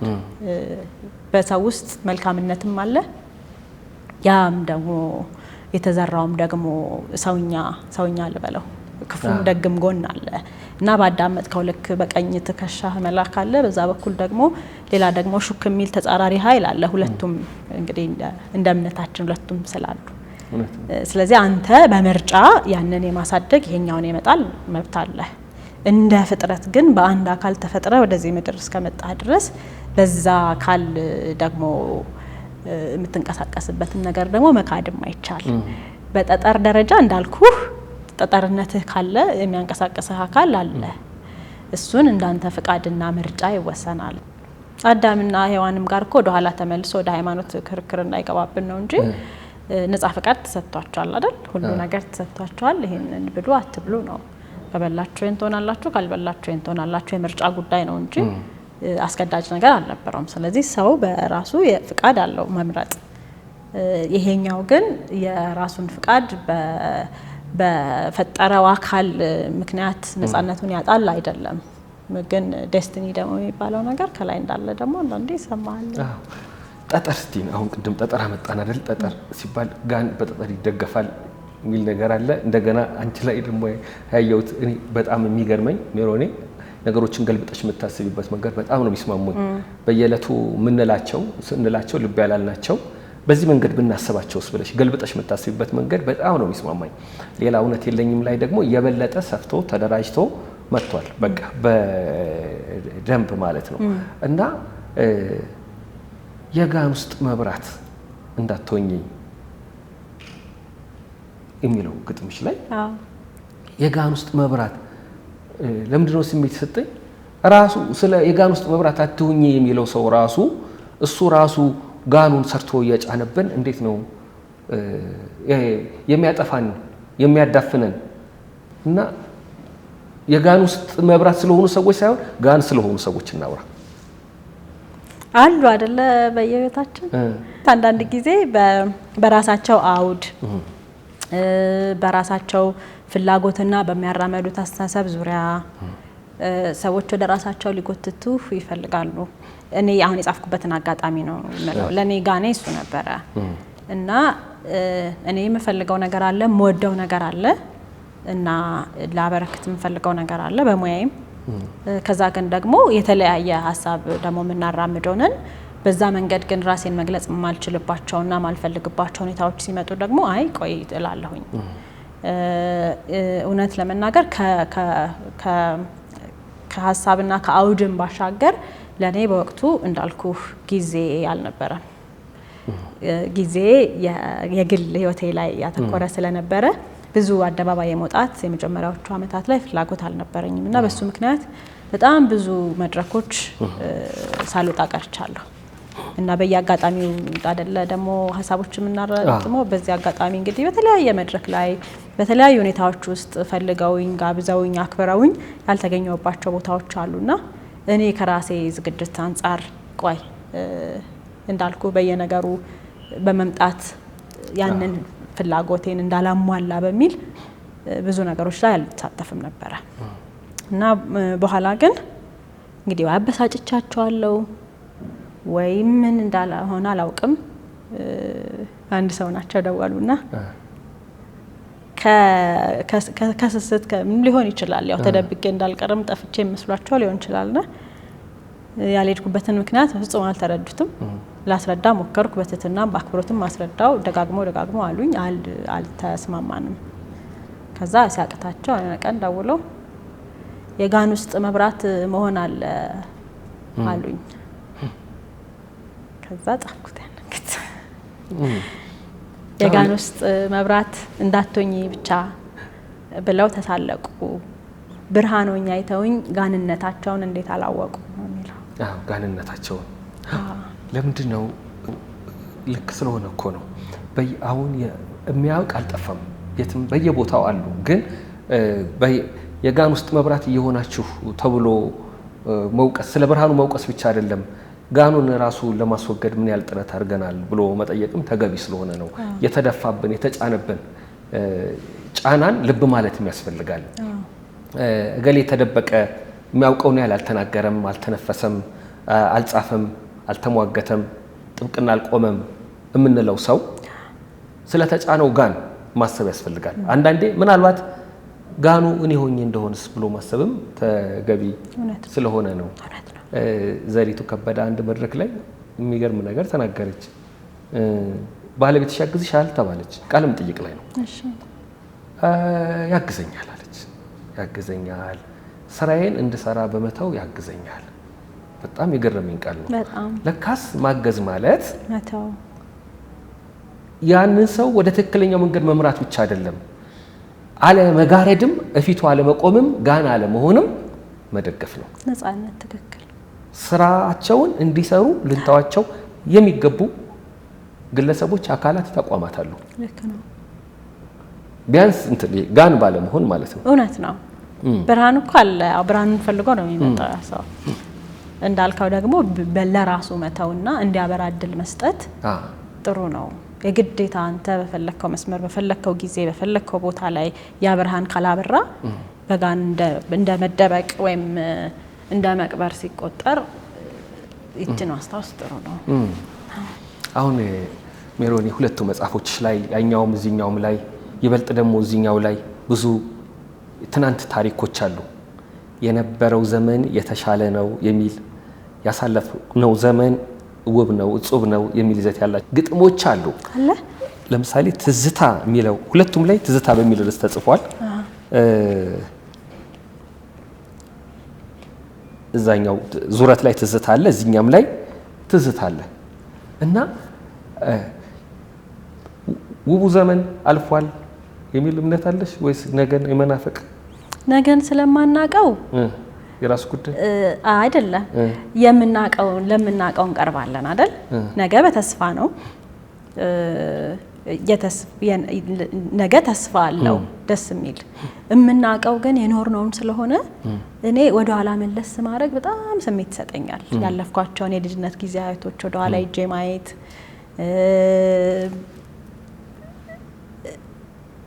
ማን እርግጥ ሙሉቀን መለሰ አንድ ጋዜጣ ዩኒቲ ይመስለኛል፣ ዩኒቲ ጋዜጣ እናንተ ነበራችሁ የምትሳተፉት። ዩኒቲ ጋዜጣ ላይ እንደዚህ የኪነ ጥበብ ባለሙያዎች በተለያየ ጊዜ በቃለ መጠይቆች የሰጧቸውን ያወጣችሁ ታትሞ ነበረ። የዛን ጊዜ አስታውሳለሁ የኢትዮጵያን አስሮ የበላው ትዝታ ነው አይደል? ቃል በቃል ትዝታ ነው የበላን የሚል እምነት አለ። የሚበላ ነገር አለው፣ ግን ደግሞ ከሱ ነፃ መሆን አይቻልም። እኔ አሁን ስለ ነገ ማውራት ደስ ይለኛል፣ ተስፋ ስላለው ስለምናፍቀው። የሚያረጅበት ሰው ሊኖር ይችላል ትናንትና፣ ግን ዛሬ ላይ ሆኜ ሁልጊዜ ወደ ኋላ መመለስ በጣም ደስ የሚል የሚያዝናና መልካም ጎን አለው። ትዝታዬ ወይ የኔ ቆንጆ ነው መሰለኝ እና ዙረትም ላይ እዚህም ላይ በዛ መንገድ ነው ያየሁት። ደስ ይለኛል ትናንትናን ማሰብ። የብዙዎቻችን ይመስለኛል። አንዳንዴ ልክ ነው ልክ አይደለም እያልኩ አስባለሁ። አሁን ባለሁበት እድሜ እና የህይወት ልምድ ያለፈን ዘመን አብዝቶ የመናፈቅ አባዜ እና ጥሩ ነው ትናንትን ያሳለፍነው ዘመን ደስታን ያየንበት ተመልሶ ቢገኝ አሁን ምን አለበት ይላል ጥላሁን ገሰሰ። ብዙ ትዝታዎች አሉን። ስለነበረ ነገር ስናስብ ነውን የመጨቆና አዝማሚያም አያለው፣ ወይም ይሆናልን የመግፋት ነገር ነው ነበር ይሆናል። ስለ ትዝታ ስታነሳ እኔ ያነሳሁት ከግል ትዝታ ከተጻፈበት አውድ ስለ ግል ህይወት ትዝታ ልጅነት ድሮ ነው። ወደ ማሰሪያ ላይ ስትመጣ ከታሪክ ከፖለቲካ ከሌላ አንግል ደግሞ ካየኸው ብዙ ነገሮች ወደ ኋላ መመለሳችን የሰጡን በጎም ያልሆኑ ጎኖች ስላሉ ወደዛ እንዳንወስደው። አንተ ግን ራስህ አሁን ድሮ ወደ ኋላ ስትመለስ ያሳየኸውን ፈገግታና ፊት ብታየው እንዴት ትዝታ እንደምትወድ ያስታውቅብሃል። ቅድም ዩኒቲ ጋዜጣ ስታነሺ ያኔ ከሚዲያ ላይ የመጣሽ ነበርና እኛም እንግዳ አድርገንሽ ነበረ። ጃፓን ሄደሽ በጃፓንኛ ዘፍነሽ ሜሮን ጌትነት የምትባል ድምፃዊት ወደ ኢትዮጵያ መድረክ እየመጣች ነው ብለውም የጻፉ ነበሩ። ምክንያቱም ጃፓንኛ ዘፍነሽ ነበር። ዘፋኝነቱ ድንገት ነው ለአንድ አፍታ ብቅ ብሎ ጥፍት ያለ ነገር ነው? ጃፓን 17 ዓመት ልጅ ሆኜ ነው ሙዚቃ እንግዲህ ያልገባውበት ነገር የለም። አንደኛው ሙዚቃ ነበረና የጃፓን ዘፈን ለመጫወት ነበረ የሄድኩትና የጃፓንኛ ዘፈን ከአንድ ታዋቂ ጃፓን ዘፋኝ ጋር ተጫውቼ 3 ወር ከ20 ቀን ቆይቼ ቴሌቪዥን ፕሮግራም ሰርቼ ነው የተመለስኩትና መጀመሪያ ወደ ኪነ ጥበብ ለመምጣት በር የከፈተልኝ እሱ ነበረ። ለአባትሽ ጽፋቸው የነበሩ ደብዳቤዎች ሁሉ አዲስ አድማስ ጋዜጣ ላይ በተከታታይ ይነበቡ ነበር። ለጋሽ ጌትነት ኃይለ ጊዮርጊስ ጽፋቸው የነበሩ ደብዳቤዎች በጣም የሚያማምሩ የሚገርሙ። ከጋሽ አበራ ሞላ አንድ ፕሮጀክት ነበረው እርግጠኛ ለመሆን ነው እህትሽን ተከትለሽ ነበር የሄድሽው? አዎ ታናሽ እህቴ ምህረት ቀደም ህትመት ትሰራለች አልኩ። ስዕል በጣም ጎበዝ ነበረች። እሺ አሁን ያ ወደ ግራፊክስ ዲዛይን እና ወደ ህትመት ሄዳ ነው። እሺ እና እኔ በስነ ጽሁፍ ሳተፍ ነበረ፣ እሷ በስዕል፣ ሌሎች ጓደኞቻችን ደግሞ በሙዚቃ፣ በውዝዋዜ፣ በስፖርት ከተማና ጸዳና ቅዳሜና እሁድ ከጋሽ አበራ ሞላ ጋር ከዛ በሳምንት አንድ ቀን ደግሞ በእነዚህ ጉዳዮች ላይ ስልጠና ይሰጣል ነበረ እና የዛን ጊዜ ነው የጃፓን የቴሌቪዥን ባለሙያዎች የኢትዮጵያና የጃፓን ሙዚቃ ይቀራረባል በሚል ትዝታና የነሱ ደግሞ ኢንካ ይባላል ባህላዊ ሙዚቃቸው እና የሁለቱን ሀገር የባህል ግንኙነት ለማጠናከር በሚል አንድ ከኢትዮጵያ ሙዚቀኛ ይዘው ዘፋኝ ይዘው ለመሄድ መጡ። የዛን ጊዜ ነው እንግዲህ ጋሽ አበራ ሞላ ፕሮጀክት መጥተው በእኛ እድሜ ያሉ ወጣቶች ሲመርጡ ተከትለን ሄድ ነው እና ትሞክራላችሁ ወይ ሲባል እህቴ እሺ ያለች። እሷ ስዕል ናት ግን ሙዚቃም ጓደኞች ስለነበሯት እሺ ብላ ሄደችና እኔ እሷን ለማጀብ ነበር ሄድኩት። ከዛ በኋላ ግን እሷም ትዝፈንልን ተባለና ሁሉም ሰው መጀመሪያ አውጡና ዝፈኑ ሲባል መፍራትም አለ አይደል? ቀድሞ የሚወጣ ሰው ጠፋና እኔ ደግሞ በዛ ሰዓት ግጥም በቃሌ ነው ማነበው መነባነብ እና መድረክ ላይ ወጣለሁ። ሳስበው ጋሽ አበራ ሞላ ምን እንደ ተወዳዳሪ ቆጥሮኝ አይመስለኝም። ያው መድረኩን ክፈችላቸው አይነት ሜሮን ትንሽ የሆነ ነገር ባያለኝ ያ ወጥቼ አንድ ዘፈን ዘፈንኩ ማለት ነው እና እኔን መረጡኝ። በኋላ ግን ስሰማ በመልክም አምሮናሚያ የምትባል እነሱ በጣም ታዋቂ የፖፕ አቀንቃኝ ነበረች እና እሷን ትመስላለች በሚል ከሙዚቃውን ባሻገር በመልክም ደግሞ መመሳሰላችንን ለመናገር ነው በሚል እንደመረጡኝ አስታውሳለሁ። ልምድ ያላቸው በሙዚቃው ላይ ብዙ የቆዩ ሰዎች ተወዳድረው ነበረ። ከዛ በኋላ ግን አዲስ የሙዚቃ በቂ እውቀት የሌለው ከታች አንስቶ ማሰልጠን ይሻላል በሚል ነው ተመልሰው እንደገና ወደ ጋሽ አበራ ሞላ ፕሮጀክት መጥተው እኛን ይወሰዱና ያ አጋጣሚ እኔን ለሙዚቀኝነት ወይም ለዘፋኝነት እንደማልሆን አሳይቶኝ ግን በዛ አጋጣሚ ደግሞ እንዳልከው ጃፓን ሆኜ የምጽፋቸው የናፍቆት ደብዳቤዎች ለአባቴ ጋዜጠኛ ጓደኛ ነበረው ተሾመ ይባላል አዲስ አድማስ ላይ ተሾመ ገብረ ስላሴ ነው ወዳጆች። እኔ ያው ስጽፍ ሰላም በልልኝ ነተሾመን ከሌን እላለሁና ሜሮን ሰላም ብለሃለች ብሎ ደብዳቤውን አሳየው እና አነበበው አለኝ። ከዛ እንዴ ይሄ እኮ ሊትሬቸር ነው ስጠኝ ፈቃደኛ ከሆንክ አለኝ አለ እና አላወኩም። እኔ 3 ወር ቆይቼ ስመጣ አዲስ አድማስ ላይ ለካ የሜሮን ደብዳቤዎች ተባለ በተከታታይ ይወጣ ነበረ ከጃፓን የሜሮን ጌትነት ደብዳቤዎች ከጃፓን ተባለ። ልክ ነው። ባለፈው አሁን ሶስታችሁን ሳያችሁ የሙያ ማህበራትን በጣም ንቁ ነበሩ። ሴት ደራሲያን ማህበር ግጥም በማለዳ ትዝ ይለኛል እሁድ ጠዋት እንመጣ እንሰማችሁ ነበረ። መታደምም አቅራቢ ሆኖ መገኘትም ያስደስት ነበረ። የኢትዮጵያ ደራሲያን ማህበር ደግሞ ህያብ የጥበብ ጉዞ ወደ ፍቅር እስከ መቃብር ሀገር ሲባል ስንሄድ ነበርሽበትና ፍቅር እስከ መቃብር መሰረት በማድረግ የተለያዩ ቦታዎችን እንተውን ነበር። ጋሽ ጌታቸው በለጠ የህይወት ታሪኩን ሲያወጣ ስላንቺ በጣም ጥሩ ነገር ጽፏል። እዚህ መድረክ ላይ ጋብዘነው አቤት ብታዩት እንዴት እንደተወነችው ይላል። አንቺ ላይ የቀረው ትዝታ እሱ ነው ሌላ እንቅስቃሴ ነው? በጉዞ እኔ ጋር ያልቀረ ትዝታ የለም። በጣም ግሩም ከምላቸው የህይወት አንኳር ቦታዎች እንደው በሙያችን ብትሄድ ብዙ ቦታ ማወራው ምጠቅሰው አንድ ሳምንት ነበረ በጣም ጉድ እኮ ነው። ከ46 የኢትዮጵያ አንጋፋና ወጣት ደራሲያን ጋር ከአንድ ሳምንት በላይ ለሆነ ጊዜ በፍቅር እስከ መቃብር ያው በኢትዮጵያ ታሪክ በግንባር ቀደምነት የሚነሳ ረጅም ልቦለድ በዛ ምክንያት ከዛም ደግሞ የዛን ዋና ገጸ ባህሪ የመተወን እድል አግኝቶ እንደዛ አይነት ጊዜ እንደማሳለፍ ያለ ምን የሚነገር ነገር ይኖራል? እና የእውነት ነው ማነሳው፣ የእውነት ነው የምጠቅሰው። ከጉዞም መሰረታዊ ዓላማም አንፃር በራሳችንም ደግሞ የነበረን እርስ በርሳችን እንድናወራ እንድንወያይ የሰጠን ጊዜ መልካም ጊዜ ከማነሳቸው ትዝታዎች መካከል አንዱ ነው። እና ጋሽ ጌታቸው እንዳነሳው በትወናው የሚሰማኝ ነገር አለ። በሙሉ ግን የነበረው ጉዞ እጅግ በጣም አስደናቂ የሚደገምም አይመስለኝም። ከውስጥ በስተጀርባ ላይ ተሰርቷል። የዛን ጊዜ ስላልነበርኩኝ መመስከር አልችልም። ከፍቅር እስከ መቃብር ይበልጥ ነበረ አይተናነስሽ እንግዲህ ቀርቶብኛል። በጣም ልዩ ጊዜ ነው ያሳለፍነው እና ትወናችን ቆንጆ ነበረ። የኔን ለብቻ እንግዲህ ያየበት መንገድ ጋሽ ጌታቸው ይናገር። እኔ ግን አንተ ራሴ የነበረህ ፐርፎርማንስ ቀላል አልነበረም። በዛብህ ነበር የተጫወትከው። አበባው መላኩ ነበረ። ጉዱ ካሳን እንዴት አድርጎ እንዳንቀባረረው ጋሽ አስፋው ዳምጤ ተውኖማት ገዳሙ ጋሽ አስፋው ዳምጤ ፊታውራሪ መሸሻን እንዲሆኑ ደግሞ የሞድሽ በቀለ ነፍሷን ይማረው ወይዘሮ ጥሩ አይነት ሆና እንድትሰራ ውዳላት ገዳሙ ነበረች። እና ያ ጊዜ ከትወና ባሻገር በጣም ደስ የሚል ጊዜ ነበረ። የነበረ ሳቅ ጨዋታ ብቻ አይደለም።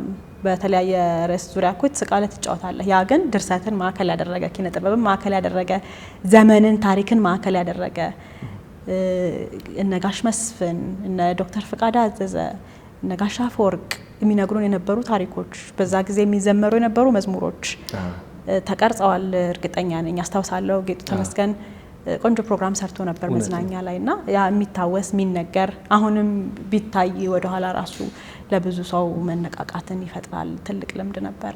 ውጭ ሀገር እኮ የተለመደ ነው። ያንድ ይሄ ሌላው የቱሪዝም አይነት ነው። መጽሐፍ ውስጥ የሚጠቅሳቸውን ቦታዎችን እየዞሩ መጎብኘትና ታሪካዊ እንዲሆኑ ማስደረግ መቻል እኛ ሀገር ብዙ የተለመደ አልነበረም። አንድ 2-3 ጊዜ ሞክረነዋል። ብዙ ወጪም ስለሚጠይቅ ነው። በየተሄደበት ቦታ ስነ ጽሁፋዊ እንቅስቃሴዎችን ማድረግ፣ ከማህበረሰቡ ጋር መተዋወቅ። አብዛኛው ከያኒ ከአዲስ አበባ ስለማይወጣ ደግሞ ሌላውንም አካባቢ እንዲያውቅ ያስችለዋል።